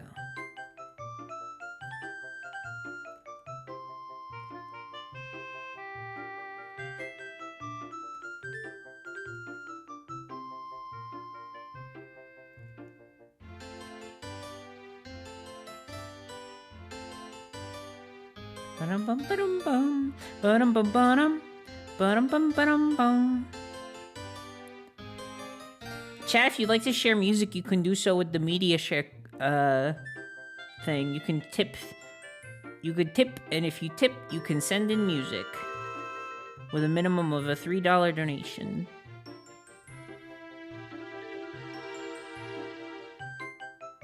Maybe I should make that clearer in the stream title. I feel like it's not clear. Oh yeah, I just put exclamation point media share, which also isn't a command right now. My bad.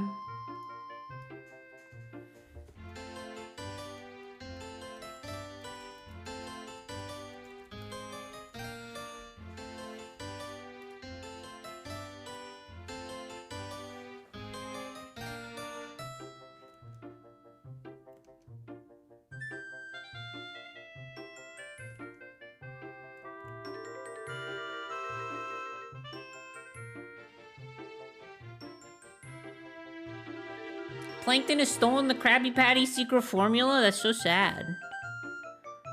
Yeah, I just said it's not a command. It doesn't do anything. I'm sorry. But media share is on.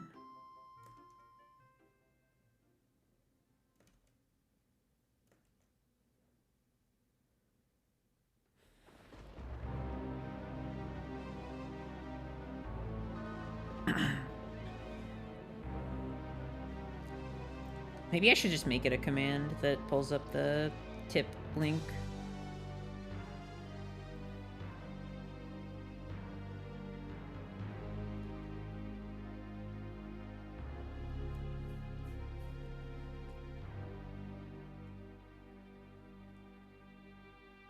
Does that look okay? It's messy. It's very messy.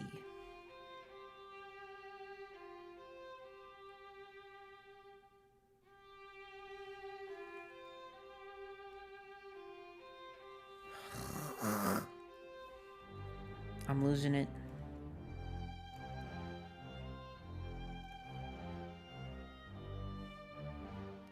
There we go. I think we just solved all of our problems.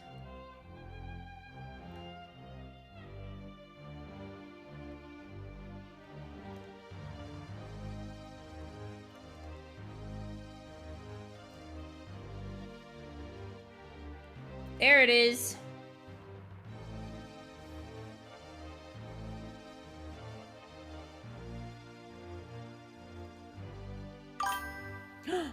Teriyaki Drinker, thank you for the 333. Your song is added to the queue, so if you submitted one, which I assume you did.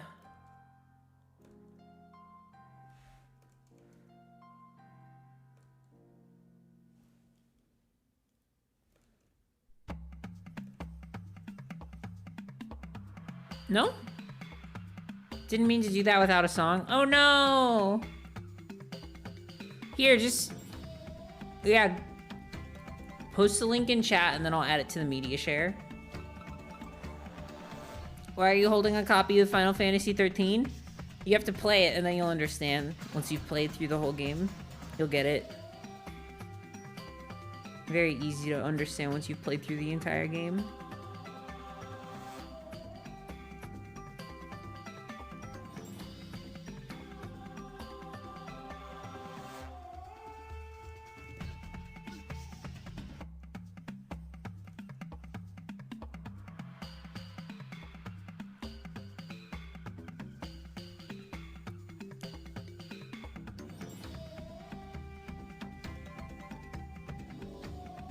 How do you add a song to the list? So when you donate, there's a button at the bottom of the donation tab where you can add a song link, and then you just find the YouTube URL for it and paste it there.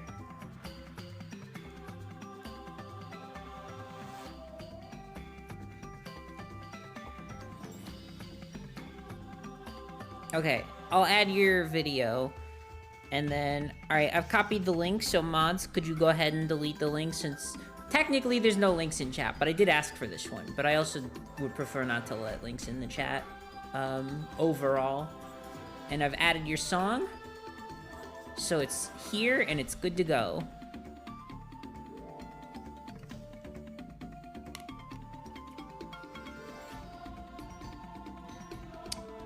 And thank you for the donation, and thank you for sending your song in. I appreciate it.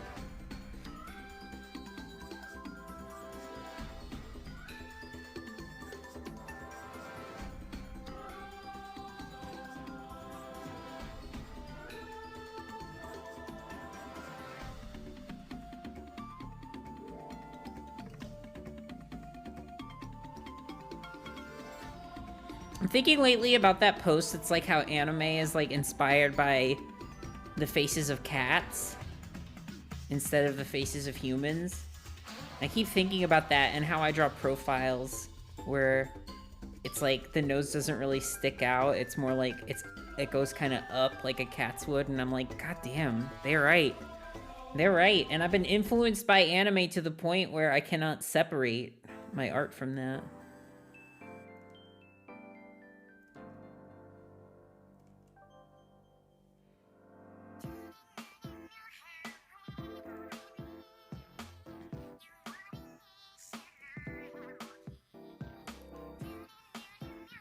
We do stay silly. We do stay silly. Holy fucking bingle, do we stay silly.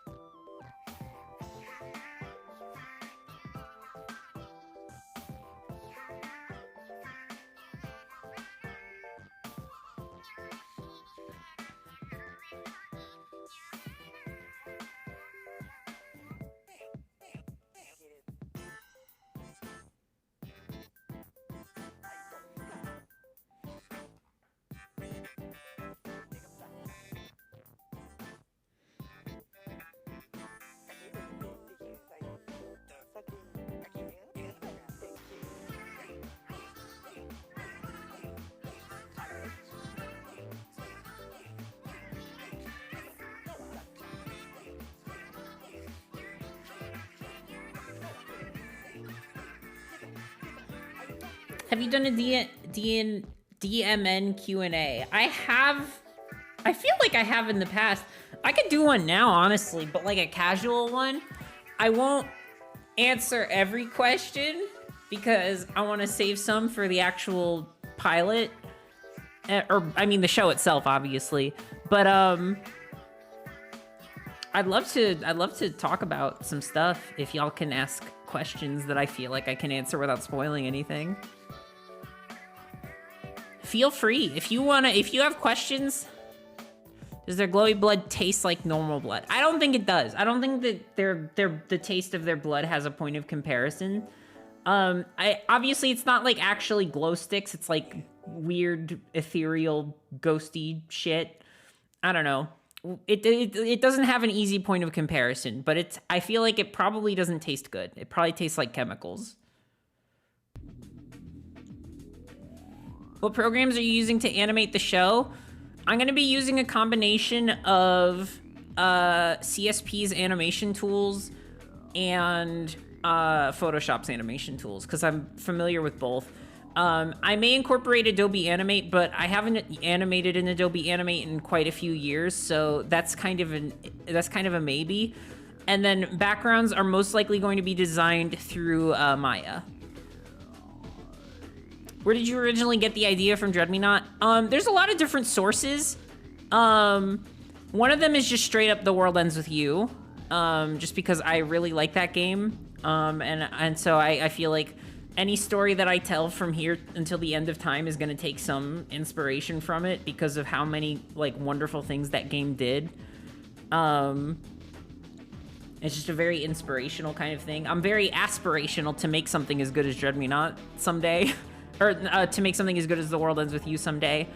It also has a lot of inspiration taken from Kagero Project, which is a little bit more indirect. You know, there's not a lot of direct parallels with Kagero Project, except maybe Gritty's eyes very much look like Kano's. But I've always really liked that style of drawing, so that's kind of why. So Kagero Project is also a big one. And then a lot of it actually came from a World Ends With You roleplay I used to be a part of. Or at least that's where a lot of the characters come from. Not all of them, but a pretty decent chunk of the characters are actually from a World Ends With You Let's Play that I used to do with my friend, or not Let's Play, roleplay, a roleplay that I used to do with my friends, where we would make characters, and then we would basically go through an entire, like, in real life 7 days, and, like, there was, like, tabletop mechanics to go along with it, and we would play it. We would literally cut out a week-long chunk of our lives to all get together and play this game. And yeah, I can't really, like, it still runs from time to time, but I think that my friends maybe don't play it anymore. A few of them do, but very few. But I know it's still running. But I just, like, I don't have the time anymore. I can't delete a week of my online presence or a week of my life to dedicate solely to a roleplay like that anymore, because it's kind of like a full-time thing, you know. You kind of got to be on it for like the entire day, every day, for 7 days straight, which is not exactly like feasible. So I don't play it anymore, but it was so great. It was literally like my first like online community, I think, that I really felt like I was a part of, and I really thought that I was like doing things in. It was really sweet. It was just a good formative experience for me. And it's the first community I ever came out to. And they were all extremely supportive folks. And then everyone else in that community came out very shortly after. Some before. Some came out before I did, which is actually what helped me sort of realize myself a little bit more.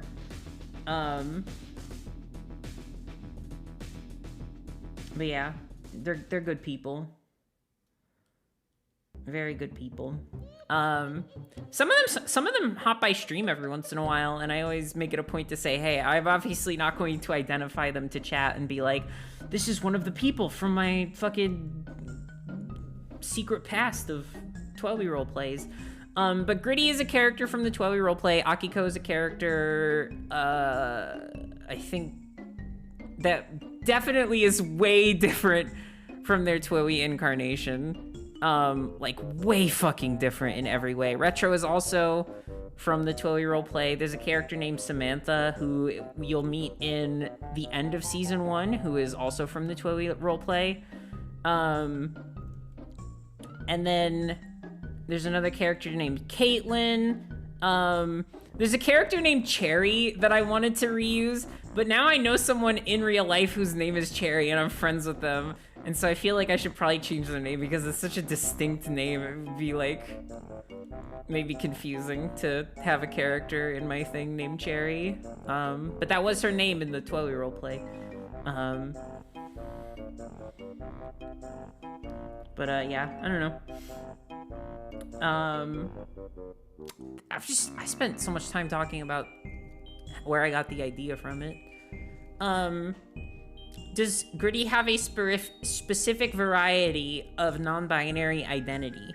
I sort of like to think about it as like, at first, this is I feel like I didn't do the character justice with this in their original incarnation, but I had them using any pronouns, because I wanted a trans character that couldn't get misgendered, basically. Because I felt like I didn't expect, like, I figured if the series gets big, then I would want this character to not be, like, spoken about rudely or anything.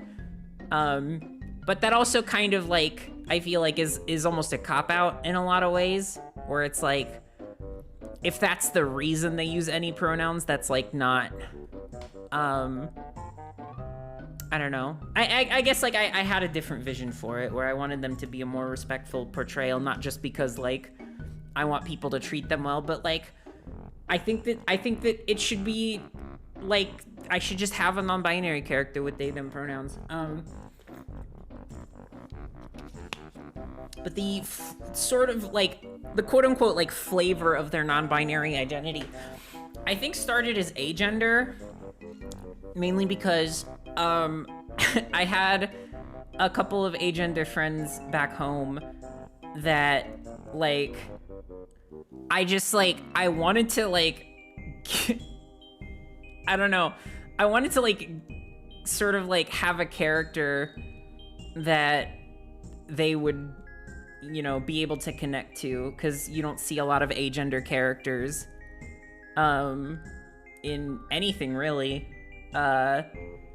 So that was, I think, the original inspiration, but I guess, like, I've sort of had to think about it more broadly recently, and I haven't quite come to, like, a full-on, like, revelation about, like, what their identity is. And I feel like with things like identity in and of itself, it can be hard to, like, tie down to simple words.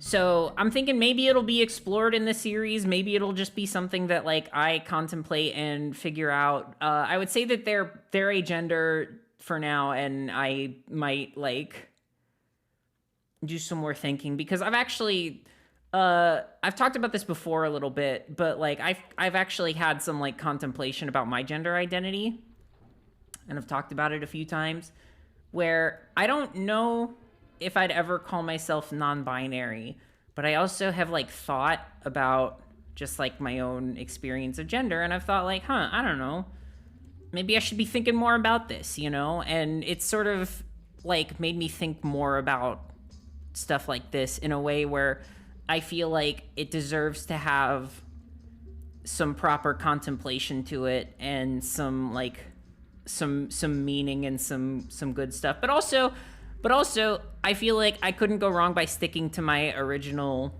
idea of them being agender, because, like, at the end of the day, that's still something that, like, you know, it doesn't have a lot of representation. And also, like, I feel like I would probably make a lot of very important people to me very happy by doing so.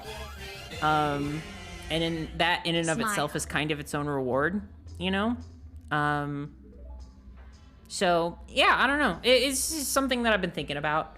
I wish I had a smaller answer for you that was more concise and probably a little bit more fulfilling and nice to hear, but that's kind of where I'm at right now.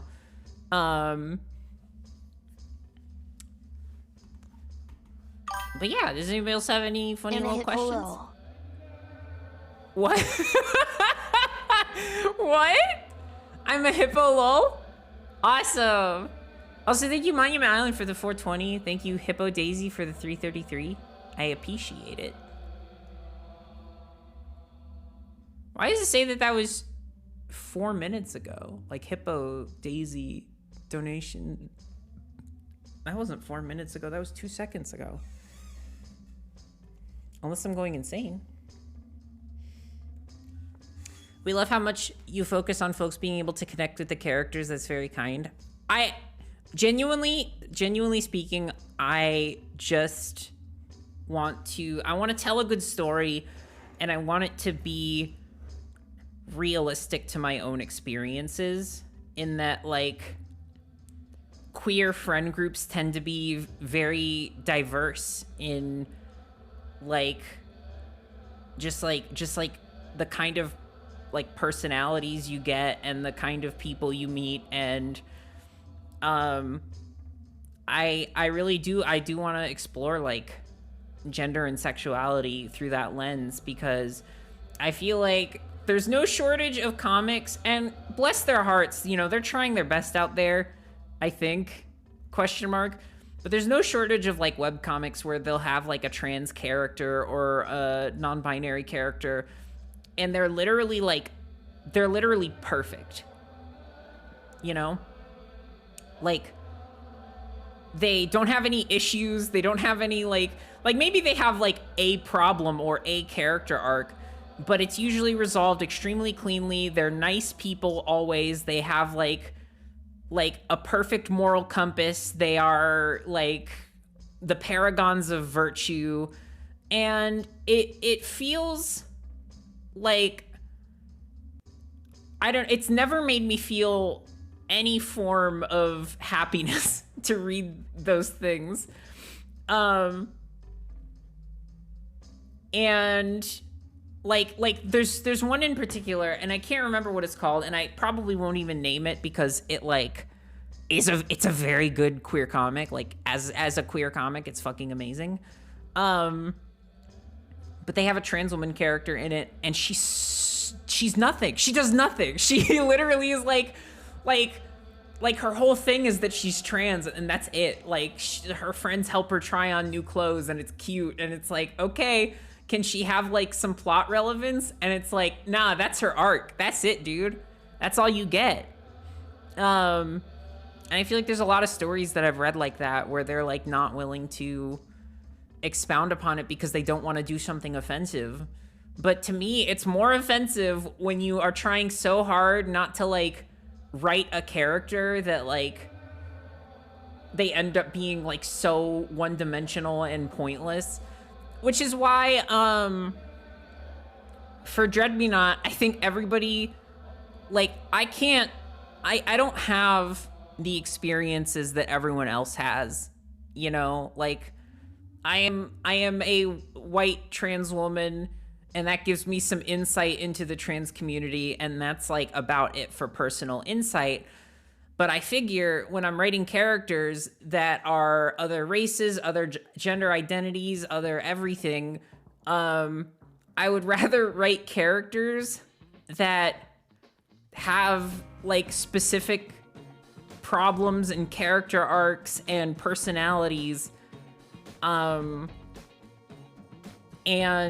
you know, like I want people to feel represented, but I don't want to do things like specifically for representation's sake. Like, this character is a certain way because I want people to relate to them. More so, like, I want people to see them and view their like personal story arcs through the lens of like how would I react in this situation and stuff like that. Because like here's the thing is like I want a diverse cast because literally it doesn't make sense to me to have anything else. Like I grew up in a community that was like very diverse, and that just expanded over time. Like as time went on, like I just like I don't know. I met so many new people, especially in college. College was like, I don't even know. I just like, but the idea is that like, I want to try my best to use my experiences positively in a way that like, you know, I don't claim to speak from these perspectives at all, but I still think that like, if you have a good character arc written, you can give it to a character that is non-white or like a different gender identity to your own or a different sexuality to your own, and it still works. And I feel like that's what a lot of people get wrong is they're scared to give these complicated personal issues to their trans characters. And that bugs the shit out of me. Like, it really does. It bugs the shit out of me, which is why I don't want to have any characters that don't feel like they have a reason to be there, or like they don't feel like they don't have a reason to be there. And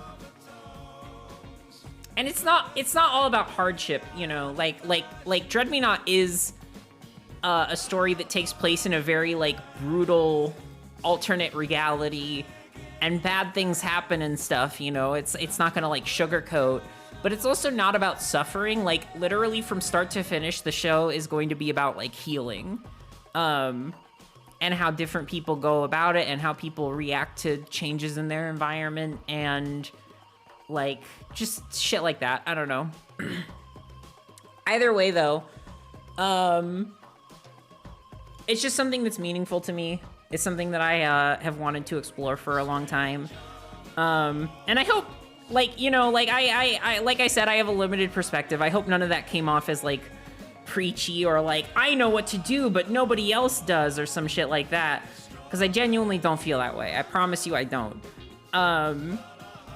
But at the end of the day, I would just rather have people be able to connect to my art without like having to say, well, it's good, but there's just like, they just didn't give the time of day to this character that I feel like could have had some actual like weight to them. So yeah, I guess like that's, yeah, I don't know.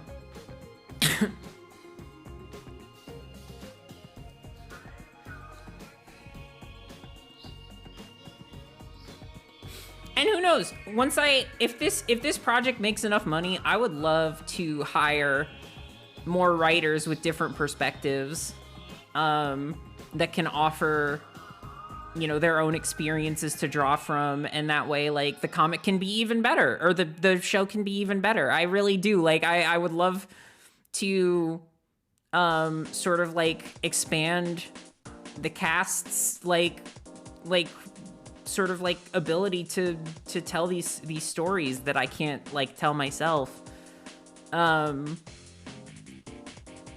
If that's not the case, and it's just sort of something I have to, like, do out of pocket for the rest of the time, that's fine. I'm willing to do that. But, you know, I can only do so much on my own, and I can only do my best, I guess, is what I'm gonna say.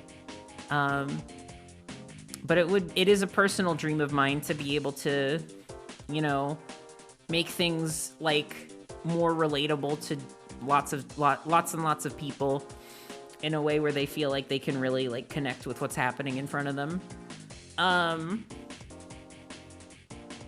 Yeah, I don't know.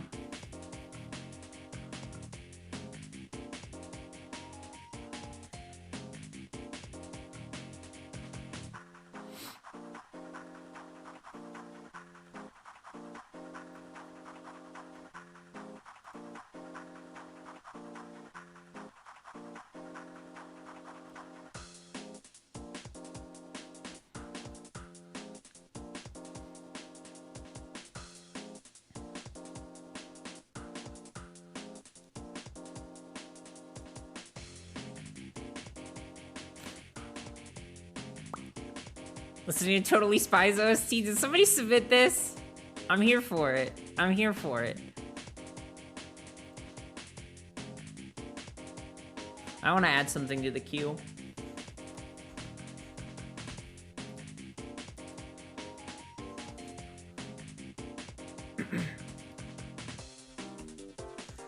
Ignore that.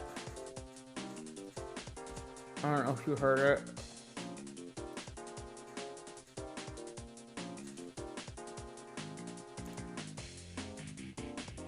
Cool. It's a Nintendo 64 song that isn't on the top 100 Nintendo 64 songs. How long have you been drawing in your life? Because it's really good. Thank you so much. Listen, that validation keeps me going. That's all I'm gonna say. I have been drawing, I mean, like, since I was a stupid little baby, couldn't even hold a pencil.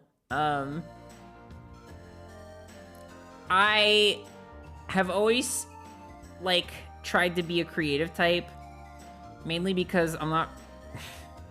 I don't want to self-deprecate. Don't take this as self-deprecating, because I think it's a good thing, but I am not... I am not super skillful at things that are not, like, creative, I guess. Everyone's always said I've had more of a right brain than a left brain, which apparently the right brain is, like, the super creative part. I mean, like, all that stuff is, like, bullshit. Like, that's not real. But in terms of, like, explaining someone's personality, that's, like, what people have said. But I started to... I remember when I was in elementary school, I was in, like, 5th grade, and I hadn't really been drawing seriously, but 2 things happened. One is the SpongeBob movie came out on DVD, and what I would do is I would watch through and I would draw frames from it that I thought were funny, and then I would show them off at school, and people would be like, how did you do that? And I was like, oh, I just looked at the screen. Like, it's not that impressive. I just looked at the screen while I drew this. And they were like, no, I could never do that, even if I was looking at the screen. And they thought it was really cool. So I was like an art kid, kind of, in elementary school. And the other thing that happened around that time was the Lilo and Stitch show. And I used to keep a notebook that I would fill with all the new experiments, because the whole idea of the show is that, like, all the past experiments that Jumba did got loose, and they had to, like, help collect them all and find places for them in society so that they would be constructive instead of destructive. And I loved them so much that I drew them every new episode. I don't think I ever missed an episode of that show. I was, like, so hyped about it. So that really, like, that was definitely, like, when I started to take art, like, more seriously, or as serious as an elementary school student could. And then there was, some gaps, I think. I started branching out into other creative studies in middle school. Like, I learned how to play the saxophone, and I was, you know, doing other things. So I don't think I drew as much, which, you know, is fine. I was definitely a big reader in middle school. I remember that more than anything, as I was reading, like, constantly. I would never, ever, ever stop reading. And then in high school, something happened in my brain. Not exactly sure what, but I started drawing like a crazy person, almost as a replacement to... I mean, I was still reading pretty frequently, but, like, my God, you could not stop me from drawing, like, day in and day out. And let me tell you, a lot of teachers tried. A lot of teachers did not like how much I drew, while I was supposed to be paying attention to trigonometry or whatever. There's a lot of teachers that hated me. Like, straight up, like, they were, like, mean to me because I was drawing while I was, like, taking notes and stuff, and I would, like, take notes and I would draw in my notes. They really hated that. But I would do it anyways, because, you know, it made me happy at the end of the day. Yeah, I mean, like, people thought it was really good. Like, people really liked my art back then. Obviously, like, when I look back at my high school art, I cringe about it, but I feel like everybody does that. But I had some bangers, honestly. I had some stuff where I'm like, damn, a fucking high schooler drew this? No way. That's fucking awesome. There are, like, pieces that I did that, like, accidentally had really amazing composition. I think in hindsight, where I've, like, gone back to look at them as an adult, and I've been like, what was I thinking? That's awesome. What the fuck? Yeah, common cringe teachers, it's true. I did not make a lot of friends that we're teachers, which I think is a good thing overall. You need friends that are students. Lest you be cringe fail. But yeah, I don't know. I just like I really liked drawing, and other people liked my art a lot. Mac Chanda, thank you so much for the follow. And to this day, you know, like sometimes I have a hard time seeing the merit in my own art, but I do like know how to animate. Which is why I'm like embarking on this project in the first place, is because like I feel like even if it looks a little janky, because I've never like done anything on this scale before, you know, I think that like the earnesty of the project will see through, and maybe I'll be in someone's cringe comps and stuff, and they'll be like, look at all these animation errors. But at the end of the day, I'm one person, and I'm trying to do something that's kind of huge, so I don't care, you know. Just out here trying my best. But yes, like there was a lot of people who liked my art in high school, but adults pretty much universally were not fans. And that doesn't mean all of them were like that. There was like a science teacher that really loved my art, and hung it up in the door of her. They had like a glass frame around the door, and they would like put it in the hallway so that everybody could see it when they were walking past, and that was very validating. But yeah, then in high school, I started reading all those how to draw manga books, and they permanently like made my art style more difficult to nail down because those books were terrible. But yeah, I don't know. Just out there trying my best. But that's kind of how I got into drawing, and then I got my first tablet when I was like a junior or senior in high school, and I kept using that through college. It was kind of a piece of junk, but you know, it got me through stuff. And then when I upgraded my tablet, I gave the old one away to someone who didn't deserve it. And for sentimental reasons, I do wish I had it back, but like, I'm never getting it back, so whatever. But yeah, like, I don't know, like, I all that stuff is way behind me, but it was very, very meaningful to me. And I still feel like I'm getting better at drawing every day, you know, I still have a lot of practice I need to do. I would say that my art style is like good, but sometimes very inconsistent. There are days when I can draw like the most experienced and cool shit that I've ever drawn in my life, and I look at it and I go, damn, I can't believe I did that. And there's other times where I draw for like, I spend like 4 hours on a piece, and then I look at it and I'm like, damn, how come it looks so bad still? I don't get it. Yeah. Oh, I think I missed the sippy water redeem. But yeah. Then I got into 3D animation, which I still really enjoy, but not as much as 2D. And then like I sort of like let my skills stagnate a bit.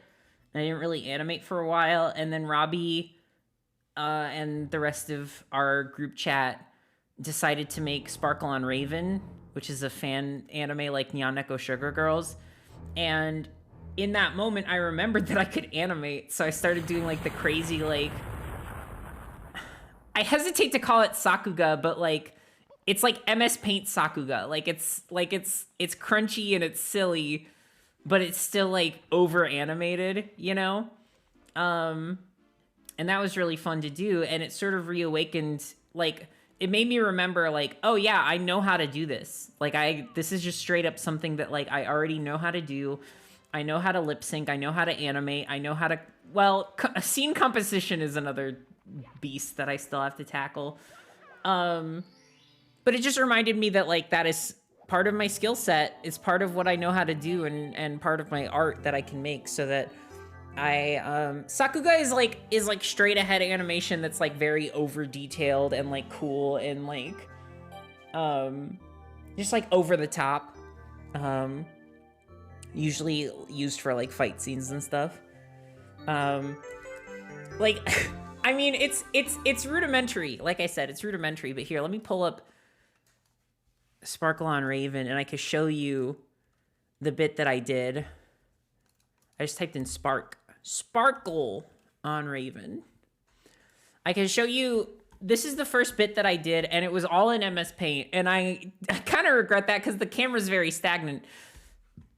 I would have a much easier time animating in something like Clip Studio, and I just straight up didn't draw backgrounds because of how long it took. But that's okay because Sparkle on Raven isn't supposed to look good. But if you take a look here, I'm gonna. This is like the exact part. So I animated a little 3-frame eyebrow twitch, which is here. Let me full screen.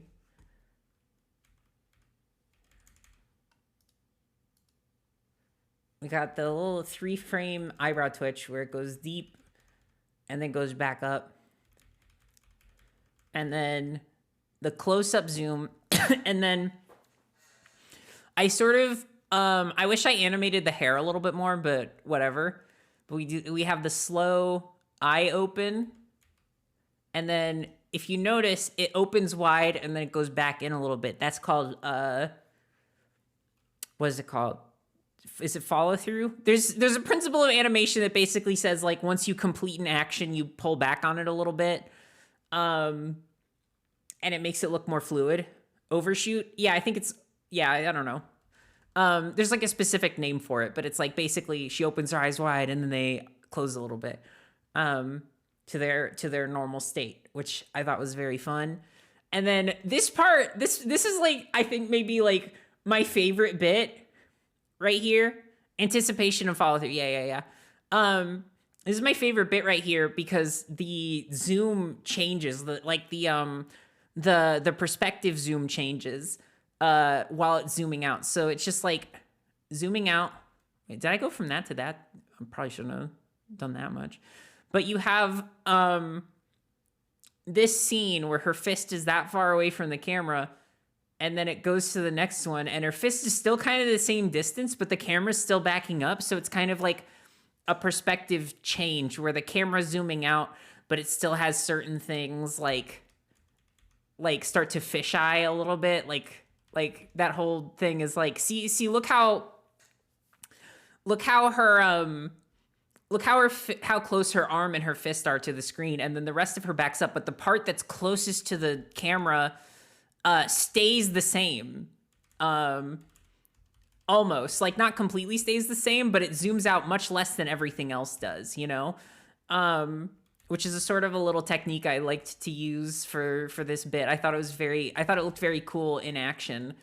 So we have like the extreme zoom out very quick, and then the perspective zoom, then this, which was very undercooked. And then this bit, which I just had so much fun with. The only thing I would do differently though is I would definitely like move the camera more. I would definitely have the camera moving with her to try and keep up with her because it looks very static in its current form. And it would just look a little bit better. So she gets closer, and then she gets all in your face, and then she does the in-between frame, the smear frame, that's what it's called. She does the smear frame and she drops down, and then she gets even more in your face with another smear frame, and then she's like filling up the entire thing, and it's a big zoom in on her eye. And then I had and then I drew him, and then she's zooming towards him from off screen. She's stretched. That's a squash and stretch technique to make things look more like fluid in their animation. And then I have her fist straight up like going into his face, like completely. That's another like squash and stretch thing to sort of denote the impact it's making. and then he flies off screen. I think straight up, I think I worked in too wide of a frame because you're supposed to see him flying off the screen between these two frames. But I think it's possible that like I'm just like I used too wide of a frame when drawing this that had things getting cut out of the shot, which is okay. Things happen, and she like puts her arm down, starts relaxing a little bit more, and then Bakugo look-alike.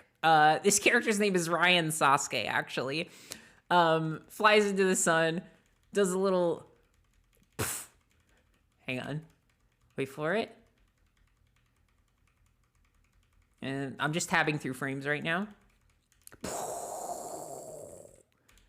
Which that's actually the first time I've done effects animation. I usually don't do like effects animation, but that was the first time I did it, and I think it turned out really nicely. And then he's fucking dead.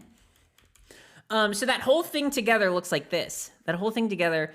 Robbie sped up my animation a bit, so it like flowed together a little bit better. So it all happens very quickly. But this is sort of the scene all together. I was very proud of that. I was very, very, very proud. So yeah, that's kind of my bit. And then I also had some individual frames that are like sort of like drawn more badly, like just to sort of fit the genre. Like I did this frame where her arm is colored in wrong and she's straight up like missing a leg as she's running. Oh, you can't really see it behind the here. Let me move this. See, she's missing a leg and her arm is colored in wrong.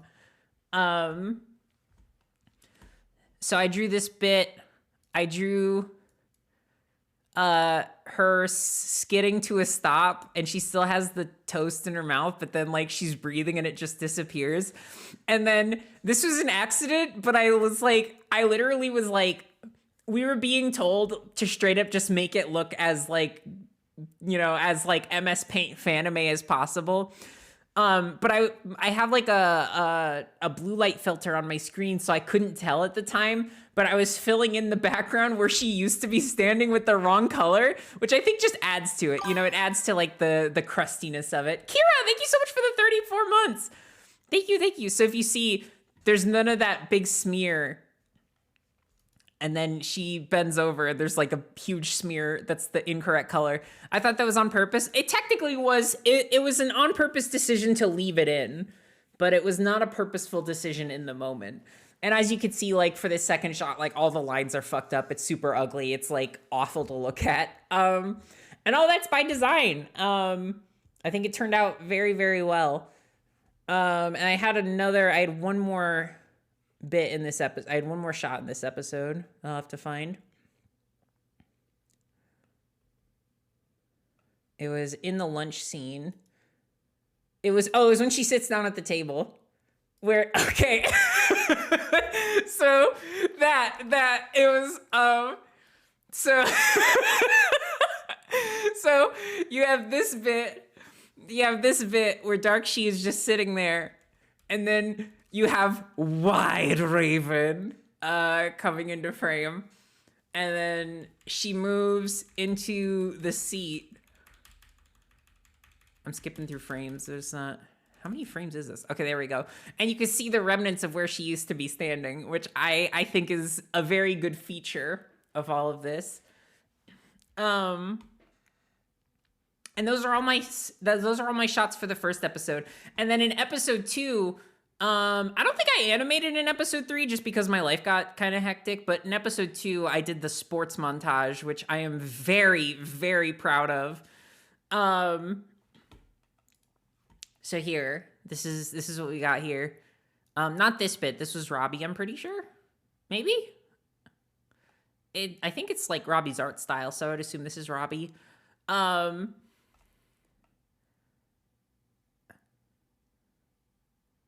Let's see.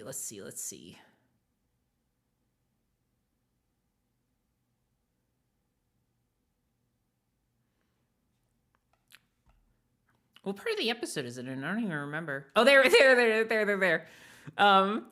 So we have this run cycle, which is, I mean, like what's happening here? That so this is mine. This is mine, just like the fucked up run cycle. Then we have her jumping over a hurdle, which was also me. This is decidedly the most dangerous way to jump over a hurdle. If you jump over a hurdle like that, you will break all of your fucking bones.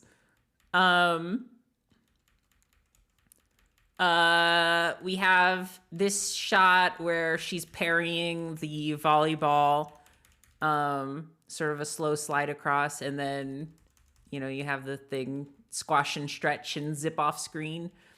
And then yeah, this is a picture I found on Google Images of a guy playing pool, and I traced over it.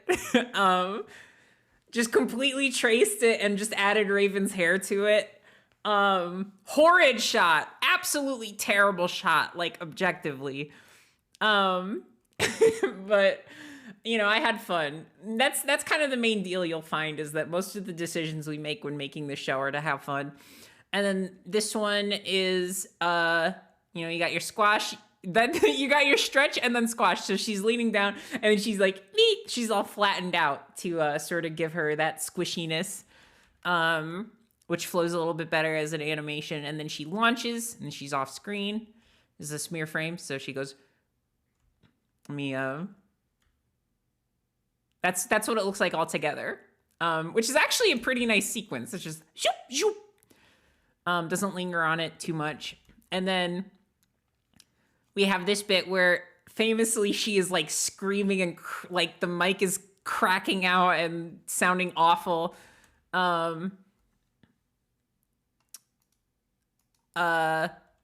This was so much fun to do though. This bit where she's winding up. This is anticipation, where you start to really lean into an action, and give it that sort of depth where she starts like this and then she's like, wah! And then there's a slice. And then I did this where the basketball hoop starts to slide off, but then hilariously it falls the wrong way. Like it's leaning that way, but it falls this way instead. And then she brings the basketball down towards herself again. And then this is my favorite animation in the entire thing that I did. This is another situation where, like, just to make sure I got it done in time, I didn't draw a background. It sort of follows the same like Sakuga thing, but it's a little less. It's really messy. Like, it's not as clean as the last one. But it flows together in a very nice way. So she comes into frame, she slams on the ground, she flips, she shoots, the basketball shoots out of her arms, she starts skidding across the dirt like an anime character that just got fucking punched by Frieza or whatever.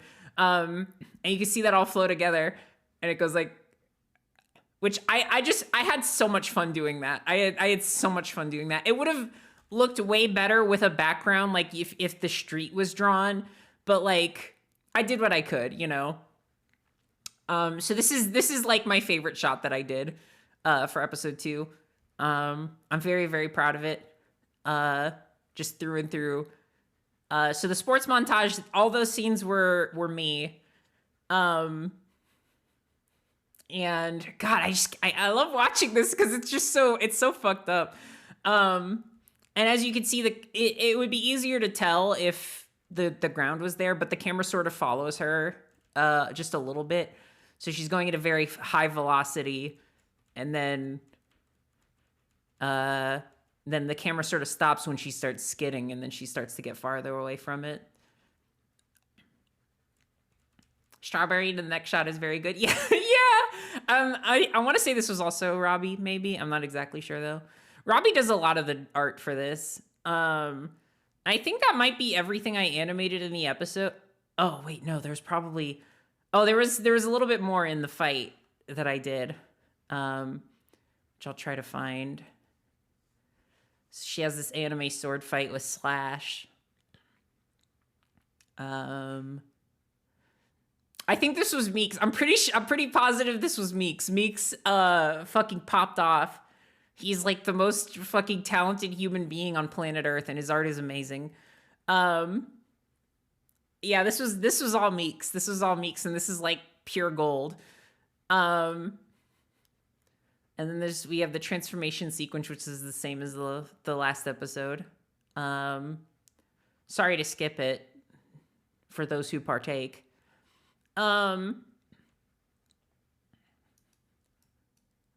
She throws her Slash throws his fucking jacket off.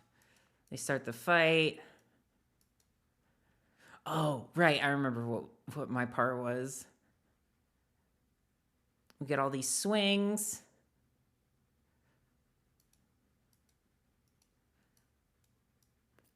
Oh yeah, and then this sword transformation, I was asked to make a weapon for her.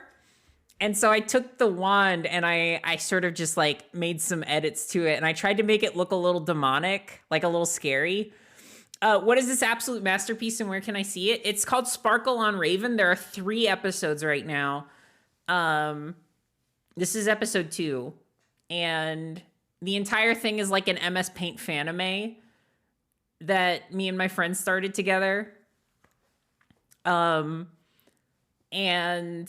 it follows this character Raven, who's like, she's a magical girl, but also, this bit, this is the other bit I animated for this episode, is this close up, and then it goes into an extreme close up, and then there's like actual lip sync. Because something I really love animating is lip sync. Like, actually, like lip sync is like one of my favorite things to draw. And you can see like I focused really hard on like the jaw movement and like the wrinkles on the face. This is like pure silliness. Like, there's no reason that this shot had to look like this.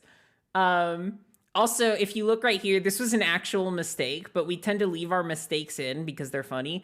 Raven isn't properly parrying the sword. Like, their swords are on the wrong side. They would be like, in order for this to be happening, they would have to be pulling their swords towards themselves, which is pretty dang silly. Then you have this scene, and then then the sword explodes into blood. And then, yeah, I believe that's everything I did for the episode, but that episode is fucking incredible. And then I don't remember if I did anything for episode 3 or not. I'm pretty sure that I was like out of commission this time. I can sort of pan through and see, but I'm pretty sure I didn't animate at all in this one.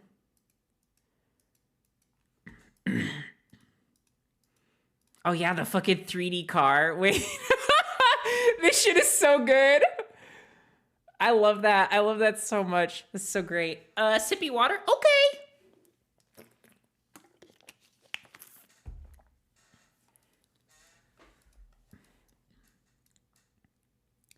I guess I didn't do nothing for this one, which is fine. And it's like, here's my like favorite bit of all time.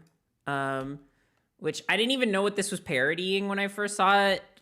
And I forget what the little online animation is called that they were parodying, but I think it's very, very funny. Or it's like this bit right here.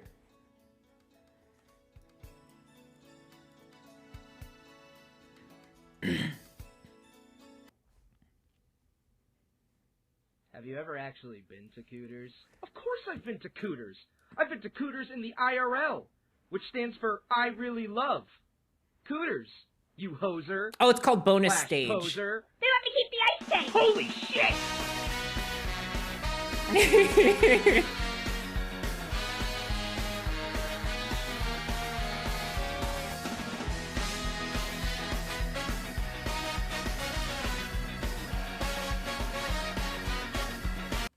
Please don't claim my stream.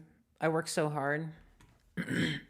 Anyways, but yeah, that's Sparkle on Raven. It's something we work very hard on, but basically all of that is a long story short to say that like I know how to animate. I just like underutilize those skills, which made me feel like I could definitely like use them to make my own cartoon, or at least my own pilot. And even if the animation is very limited and doesn't look super great, like I mean, if y'all have ever seen like the Rick and Morty pilot is like ugly as sin. It's fucking terrible to look at. So I figure like I can have a couple like really well animated scenes. Obviously, they're going to be harder to do than the Sparkle on Raven stuff because all the characters are much more detailed. But I feel like with putting enough time in, I could definitely like put something together that looks nice. So yeah, I guess that's the gist of it. yeah.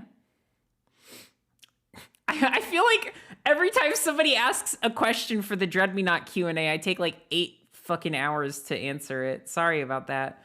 But also, I like being detailed.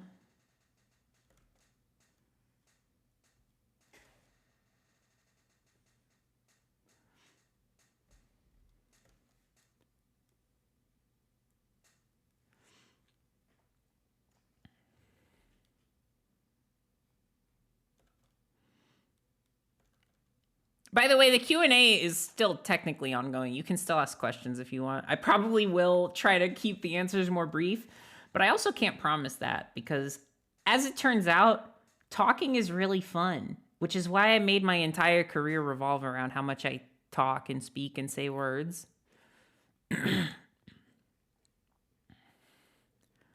Q&A where the answers get longer as time goes on. They start at 1 second and they keep going infinitely, just getting longer and longer.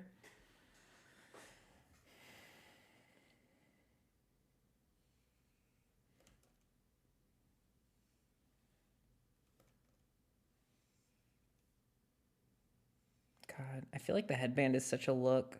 They look so pouty. That's what I was going for with this expression. Is I wanted them to look super pouty. Like look at their mouth. They're like.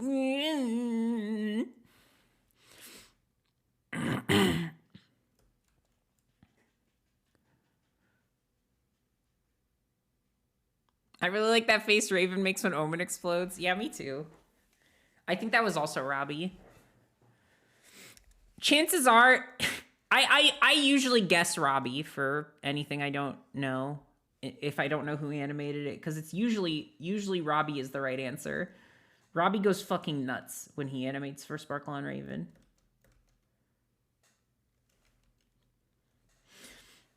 Also, Raven was my character design. I don't know if folks know that, but not only do I voice Raven, but I also animate her a lot, and I also am the person who came up with her design. She was not originally planned to be the main character, but we needed one, and I said, well, my character, like, canonically, like,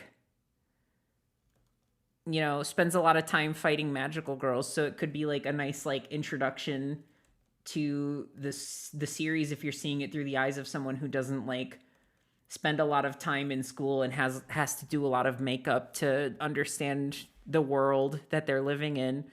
And it turned out that never actually became important at all, but that was the rest was history. Oh right, my bad. Drill Girl is the main character.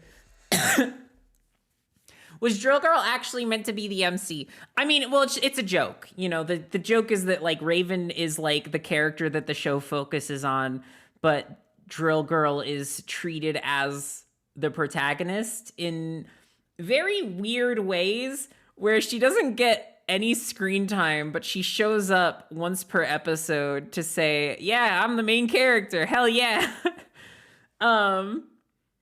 Which is very, very fun. We have a lot of other plans to keep that bit going in funny ways, but it's that's sort of where it stemmed from, is just like having a character that claims that they're the main character despite their like lack of screen time.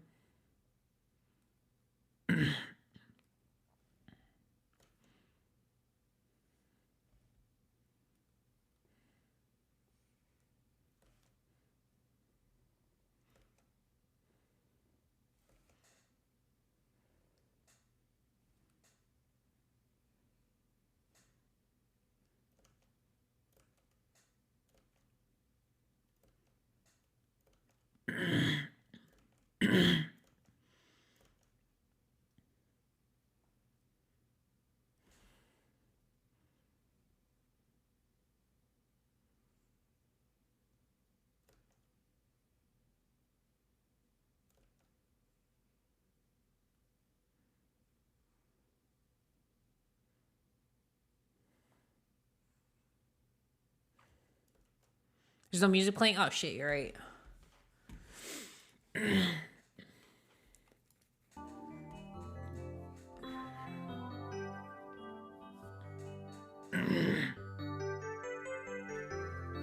You missed the Pringles, Fursonas, and who in DM like Sparkle or Raven the most questions. Okay. What was the Pringles question? Restate, and I will get to it.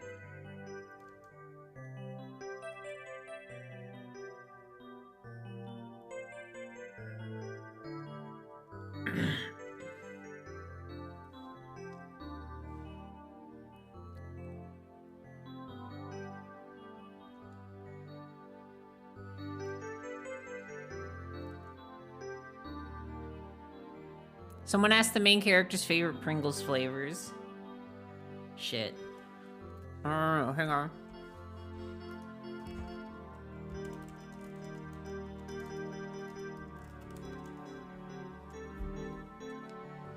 All right, all Pringles flavors. Ooh. Interesting. I think that Gritty likes salt and vinegar. I think that Akiko likes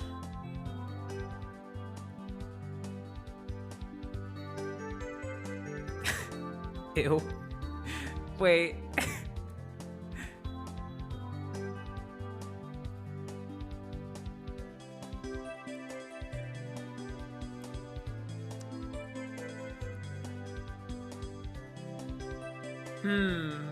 It's kind of hard. Hard question. Maybe the hot honey flavored Pringles, because that sounds yummy. That sounds really good. That or what else is good? Oh, what are they? Oh, there's fucking more. There's so many Pringles. Why are there so many goddamn Pringles? Calm down, Pringles. Please. I'll just default to hot honey because there's too fucking many Pringles. Retro would like... I'm gonna say ranch. I'm gonna say sneak right past you, grab the ranch. That or cheddar and sour cream. And then that's all the characters that I'm gonna reveal right now. I don't need to talk about any other characters yet.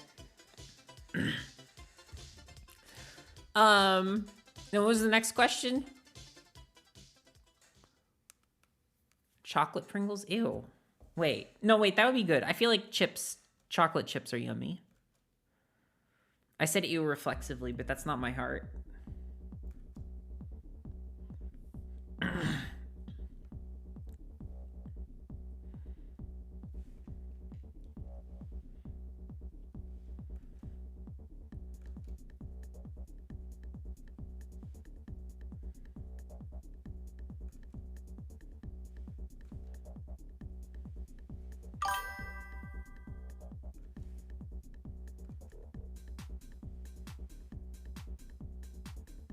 What was that? Aversol, thank you so much for the $5. Does that come with a song request?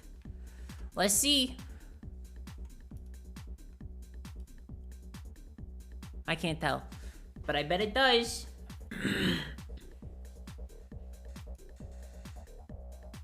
Just a meme? Hell yeah. If any of the main characters had personas, what would their animals be? Oh, that's a good question. Have I ever drawn Akiko as a furry? Or any of them as furries?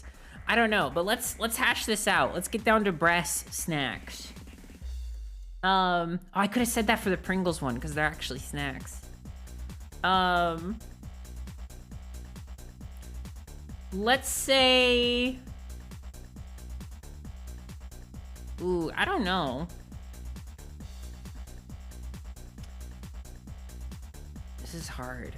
I feel like Gritty would have a very generic one. Not generic. I don't want to be mean about anyone's personas. But you know how like everybody like I feel like starts with like a wolf persona? Or maybe that's just me. I would think that Gritty picked a wolf persona and then stuck with it, but it's like very, very like not like cool or with a very like specific design or outfit or anything. Just like as generic as it gets. Like it could be a Rantsona.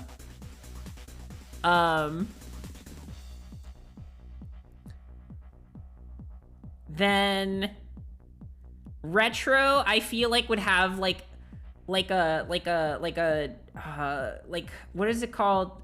It's not a furry, but it could be like the bird version of that. I don't even know what you would call that, but she has like a, I bet she has like a Rudo Sona like from Breath of the Wild. I think that would totally be Retro's jam. And then Akiko, I feel like would be something like, I don't know.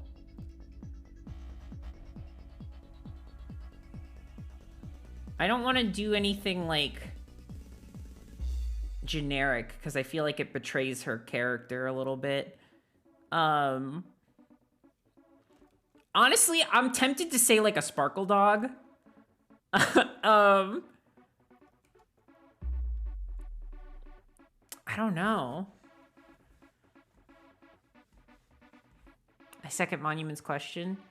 Do you have an idea in mind for DMN music or themes? Oh, yes. Okay, hang on. We're gonna get into it. We're gonna get into it. Oh, chat, we're getting into it. We're getting into it. Fuck.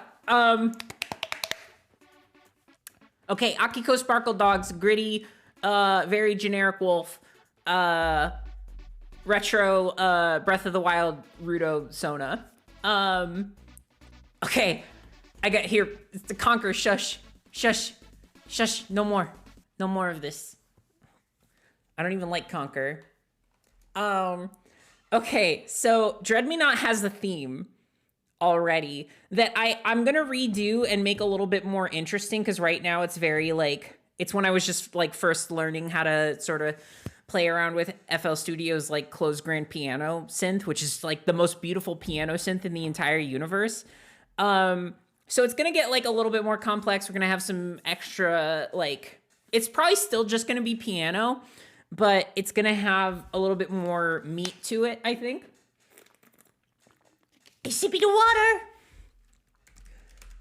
So I'm gonna pull up Restitution, which is on, it's actually on Spotify and YouTube, but it's not a lot of people go out of their way to listen to it because it's not like a jam. It's more like it's something to capture the mood of the series, which is like a bit melancholy. You know, it's like how I've described it is it's supposed to sound like the feeling of when you're surrounded by love, but you can't like tangibly reach out and feel that love. Like, you know, it's around you, but you're scared to take a step forward and like sort of like feel that feeling in its entirety and let people in and be vulnerable so that you can, you know, like grow as a person. So here, I'm gonna play it. It's very short. It's only 1 minute and 15 seconds.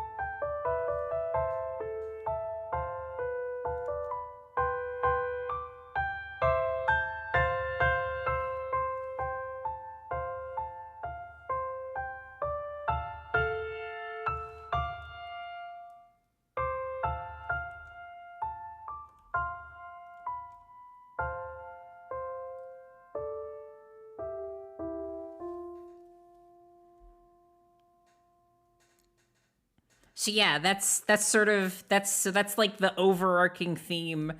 And what I really want to do is use the following part as a leitmotif, which is this bit right here. The let me find it. Oh, perfect. I landed right on it. Dun dun dun dun dun dun dun dun dun dun dun. That's like a bit that I'm very interested in incorporating as an overall theme to sort of like sort of like embody the sort of melancholy and wistfulness of the characters who they love each other very much, but like can't always express it, which causes things like like communication issues and whatnot, that they have to sort of figure out and grow from. And then Akiko has, so every character is going to have a character song, and all the character songs that I have out, they're not canon anymore. Okay, do not take them as canon, because I really need to I desperately need to restructure them. Kind of in the same way that like this song needs like some more meat in it. I think some more meat on its bones. The other Dread Me Not music also is going to go through some changes, because it was all made before I knew how to mix properly, like genuinely. So I am hesitant to like say that like this music is like canon, because it's like I feel like it really needs some redoing. Some fixing, some changing, some editing around. But this was originally Akiko's character song. It's called Half of Infinity. It's sort of about like Half of Infinity is meant to be like a contradiction, in the way that like sometimes are like I don't know if I want to spoil the themes of the series, so I'm gonna not say much, but it's kind of like it's supposed to embody that, and now I'm gonna play the song. The canon isn't that malleable, but these songs were made very early on, like back when it was like still a webcomic. So I consider these non-canon, and also like they're mixed badly, but they're still like important to me, like sentimentally, But I'll still play it for you.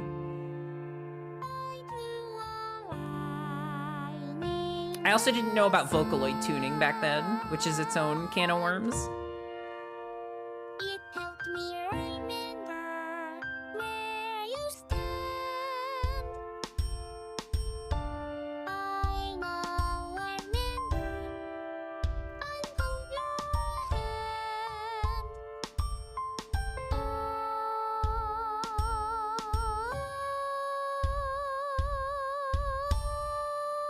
I will say there is a line in the very beginning that I really do vibe with, and I think it was like, damn, what was I on when I wrote that? Because that's like sick, kind of.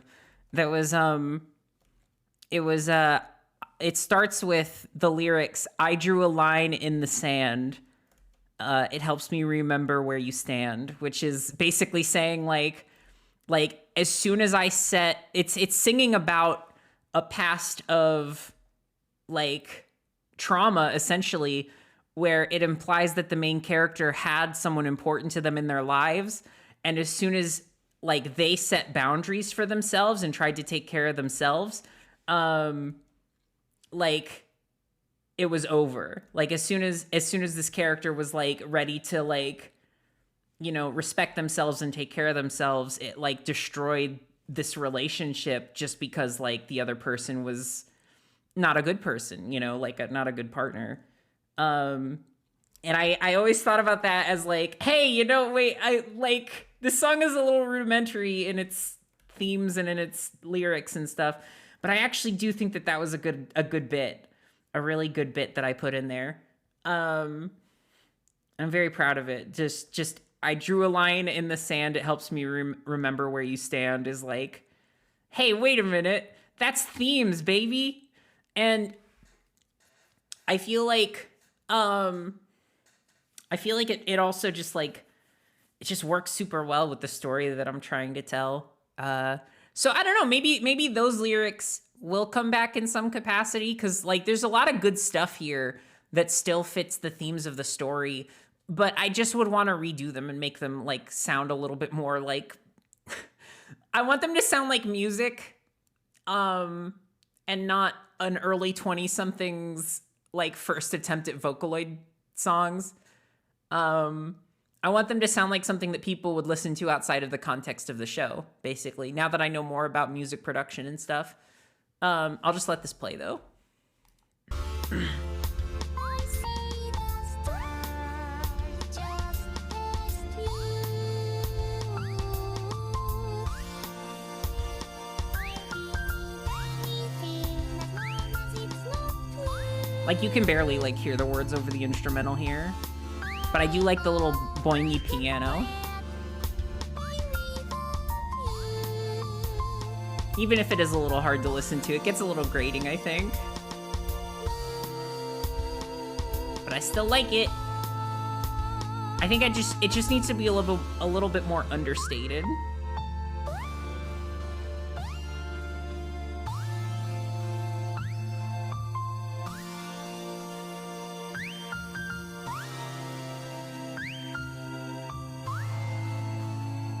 Still listen to Heartswell. That was like the last one I made before the sort of rework.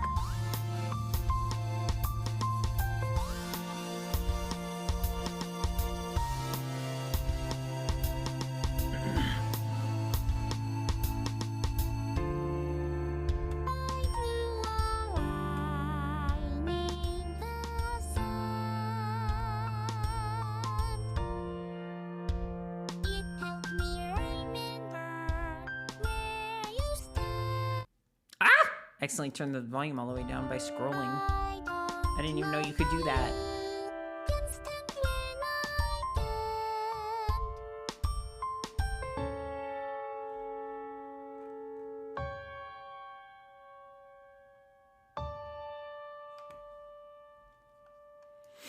And that's that song. That was Akiko's theme originally, but it definitely is gonna be going through some significant changes. I'm not even saying that the chord progression will change that much, because I do like that.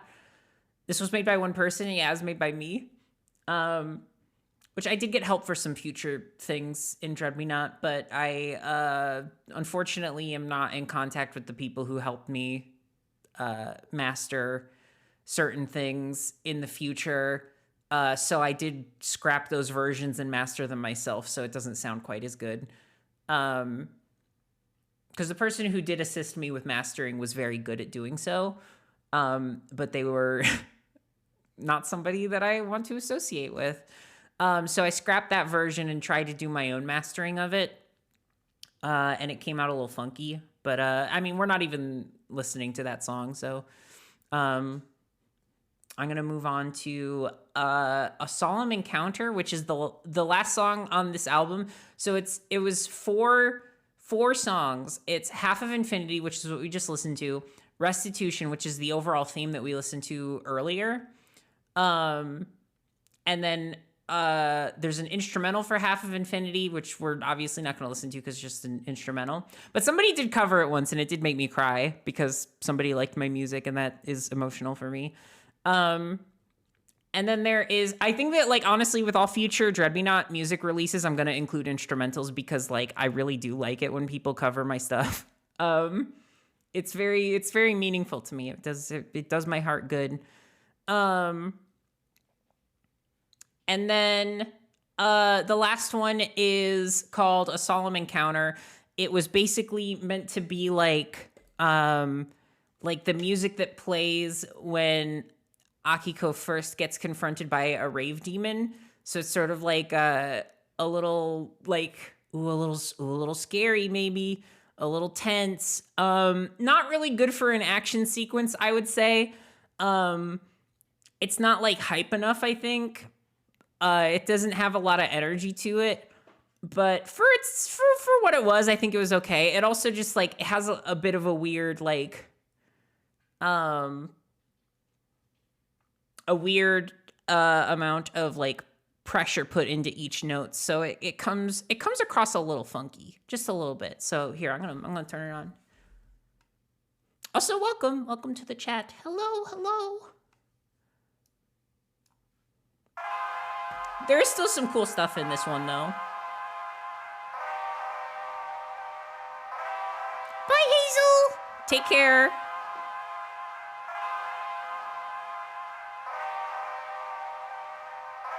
And the piano comes in, it's like buda buda buda buda buda buda buda buda.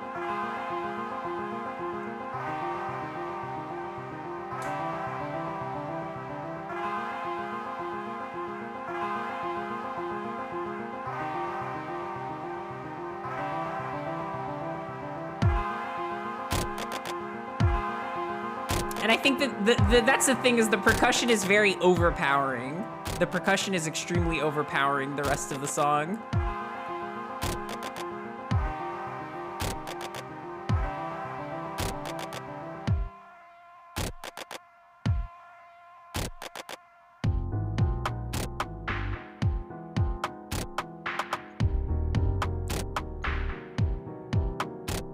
A little Johnny Test whip crack in there.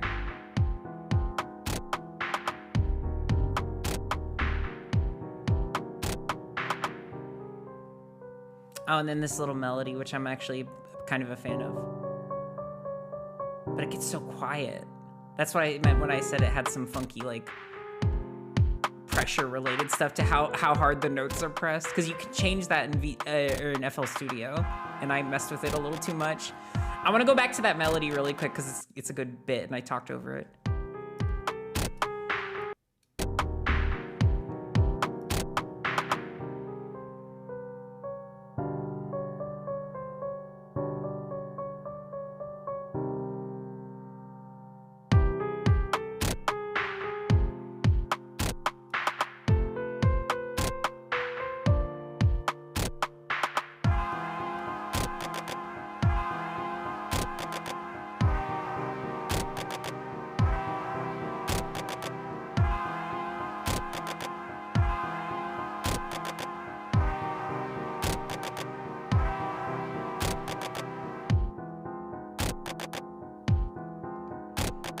I tended to do this thing when making music, which is like fade out songs by slowly like removing one instrument at a time, which I don't know, it sounded cool to me back then, but I don't know if it's the vibe anymore.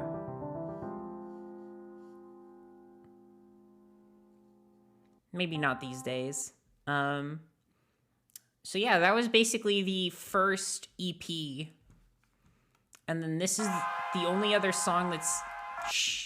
The only other song that's been released is called Heartswell.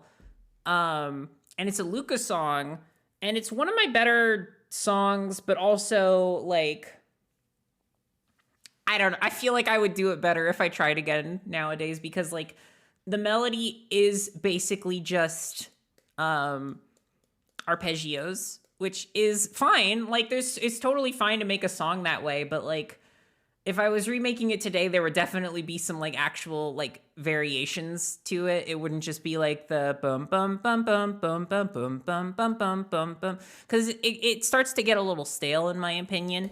But that's, I guess, like splitting hairs kind of, you know, like if people like listening to it, I think that that's validating, like on a pretty high level. So I definitely would not disagree with anyone who says it sounds good, but I do think that like it's definitely something I could do better. And also it's still before I knew how to tune Vocaloids. So yeah, here, this is what this one sounds like. This is Gritty's theme. So like I said, every character was going to have a theme, and that's still going to be the case. But this was Gritty's original theme, and I definitely think I want to do a little bit more with the melody, because it's hard to make a motif out of this also when it's just arpeggios, because then it's like when it appears in another song, is this supposed to be about Gritty, or is this just another arpeggio? So here, I'm just gonna turn this on and keep working on this character sheet.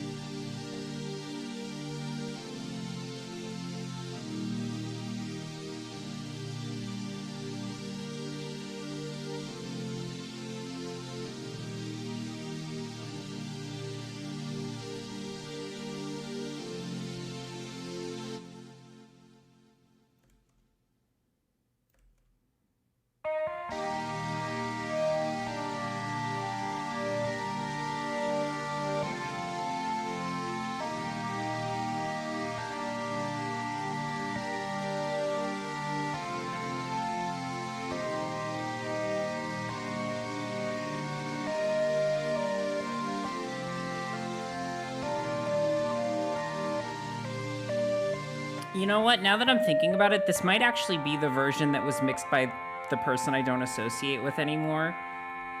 Which is, like, fine. I don't care that much, you know? It's, like, it's a bummer when I think about it, but I don't want that to affect other people's opinion of the song. I do have my own mixed version that is much worse than this, but, you know, we do our best out here.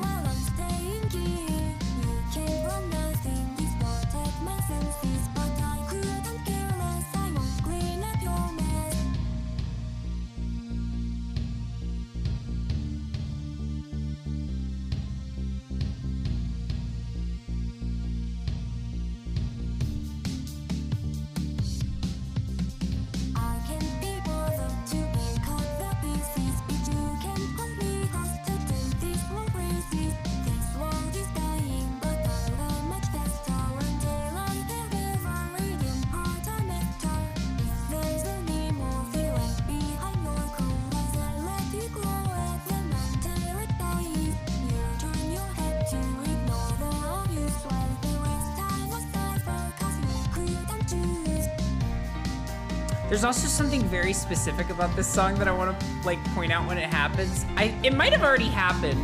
But there's a bit. So there's something that I learned about Vocaloid that I find very funny that you can actually hear in some Vocaloid songs, in English Vocaloid songs, if the producer is like sort of like new to it or inexperienced, and they might like miss certain things. I remember seeing it, or I remember hearing it happen in Scratch and Melody when that came out. Also, have a good night!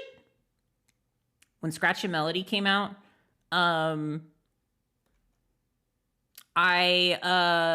very much like, what's the word?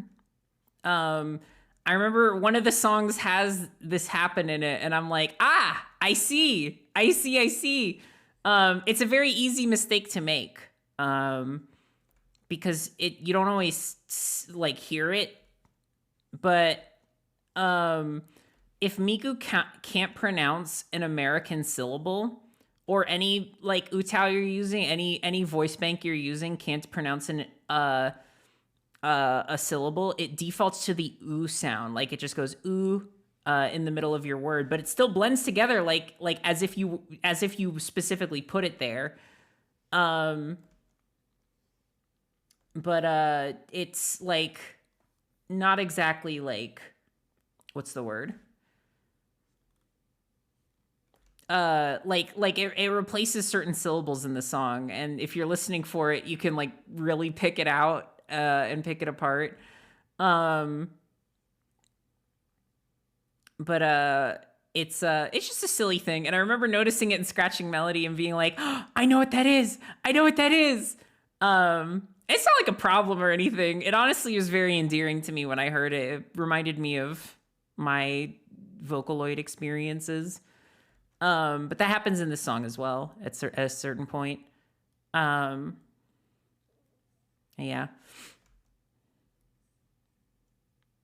I'm gonna go ahead and turn in the media share back on.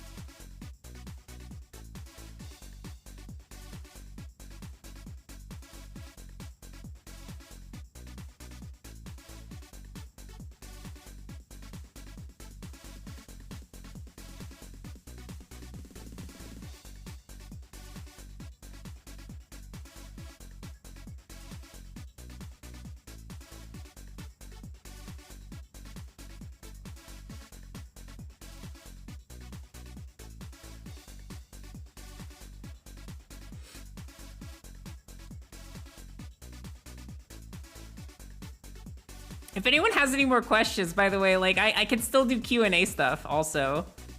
I once again took all that time to go over old like music stuff. I am working on new music though for the new series. If that answers that question. Like characters are gonna have whole like revamped themes.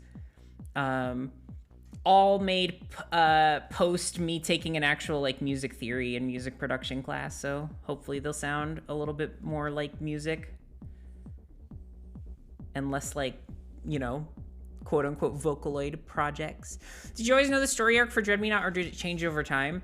So the way that I built the story was sort of like, at first it was loosely based on like the character arcs they went through in like the World Ends With You roleplay that they originally were from.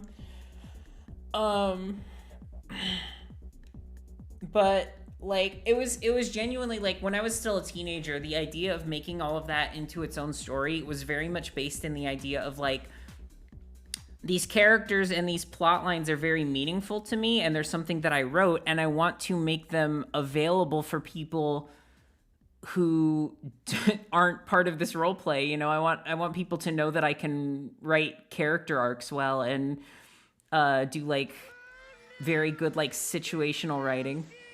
Oh, I forgot somebody donated for the funny Mimi.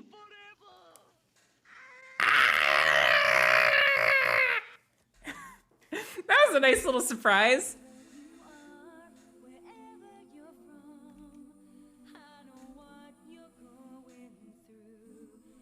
This is a Nintendo 64 song? What the fuck?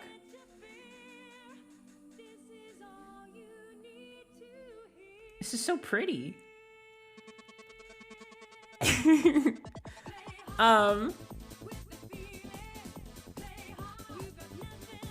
But yeah, it's yeah, whatever. What was I saying? Yeah, so I wanted to like find a way to like tell these stories on my own. And maybe sort of like from the ground up rework them and stuff. Like all of these characters were used in a role play when I was like a teenager. So obviously they've changed a lot since then. They are very different from their original incarnations. They're a lot more like competently and confidently written. Or at least I like to think that. But yeah, it's something that I've been thinking about like for a very long time, is finding a way to tell these stories in a way that's accessible to anyone. And I always knew that I kind of like wanted to do that. I just wasn't sure how. I wasn't exactly sure like what I was doing. So I kind of, yeah, you know, I went back and forth and tried to work on certain things, and eventually, you know, landed on something that I felt like was a good idea, which is where Dread Me Not like sort of started from. So yeah, like that's kind of the idea for like making, that's like why I wanted to make the series in the first place. And also, I had this specific feeling that like, how do I say this? I didn't quote unquote like figure out who I was as a person and have like my like coming of age personal like understanding of the world until I was already well into my 20s.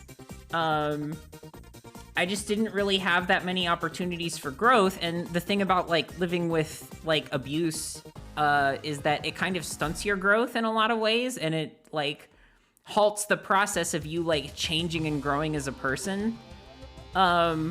Which yeah, like it's sad, but it's like not that sad to me anymore, because now it's like I feel like I have a very personal journey that I went through to understand like who I am.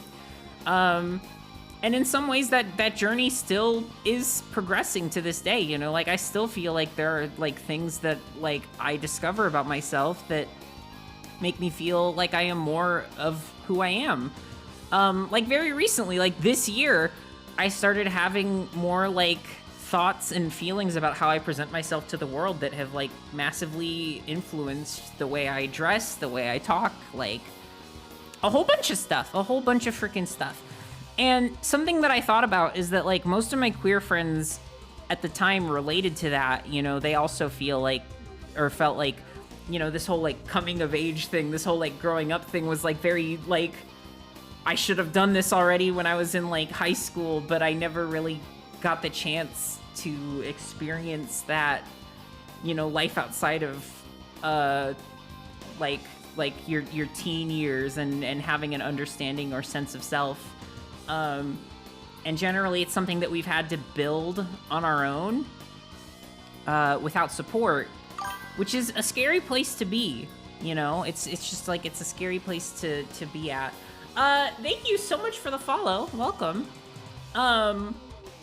So I kind of wanted to make something that like filled that role in a way where it's like, it's not completely a coming of age story, but for certain characters, it basically is. You know, it's basically like a coming age story for people who like are adults, like who haven't like figured out their role in the world. And like the idea of making like a coming of age story for adults, I feel like has probably definitely been done before. But it's certainly not done often. And I feel like it's sort of like a betrayal that media teaches us, that like we stop growing after our teen years and then we just are who we are from then on, and we live happily ever after and all that junk. So I figured like I have to say, like, a lot of it stems from Goth Rights. Thank you for the follow. Finally, let's get some rights in here. But a lot of it stems from me just like wanting to tell a story that I needed when I was in my 20s. God damn it, I'm still in my 20s though. Why am I saying this? I'm still in my goddamn 20s, but I feel like I'm 800 years fucking old. Like, COVID has just like ruined my fucking perception of time. That's awful. I'm saying awful things about myself over here. I'm in my 20s. I am still in my 20s and I will be for years. For years! For actual years of my life, I will still be in my 20s. Sorry. But when I was in my very early 20s, I definitely needed a story like the one I'm trying to tell.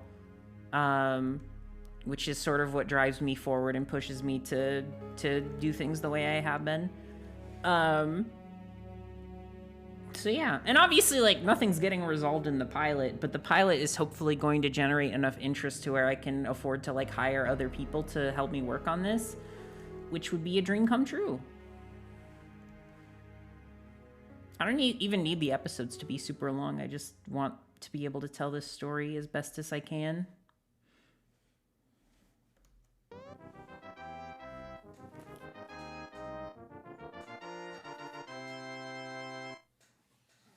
God, I'm not Grandma Dollop. Stop. Don't do this to me.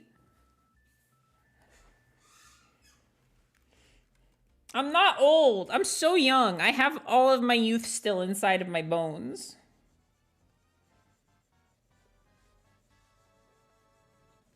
You know what? You know what happened is I used the filter on TikTok that's like, this is what you looked like as a teenager. And you know what? I looked pretty much the same, but like when I'm wearing makeup. You know, I looked like myself, but I had a lot of cute makeup on. So I'm not old, okay? I'm not old, and I don't even look old. I'm so full of youth and youngness, okay? Except for except for the dark circles around my eyes, which grow deeper and sadder every day.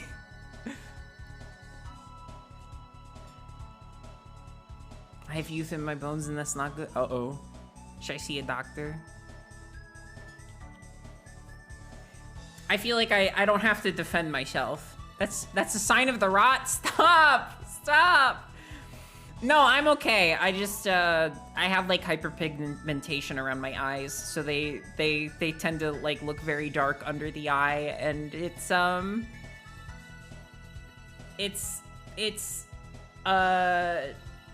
now I'm getting distracted by the video description that's scrolling across the screen. But it's something that like I would have to fix with like a cosmetic surgery, which genuinely I do want to do at some point. But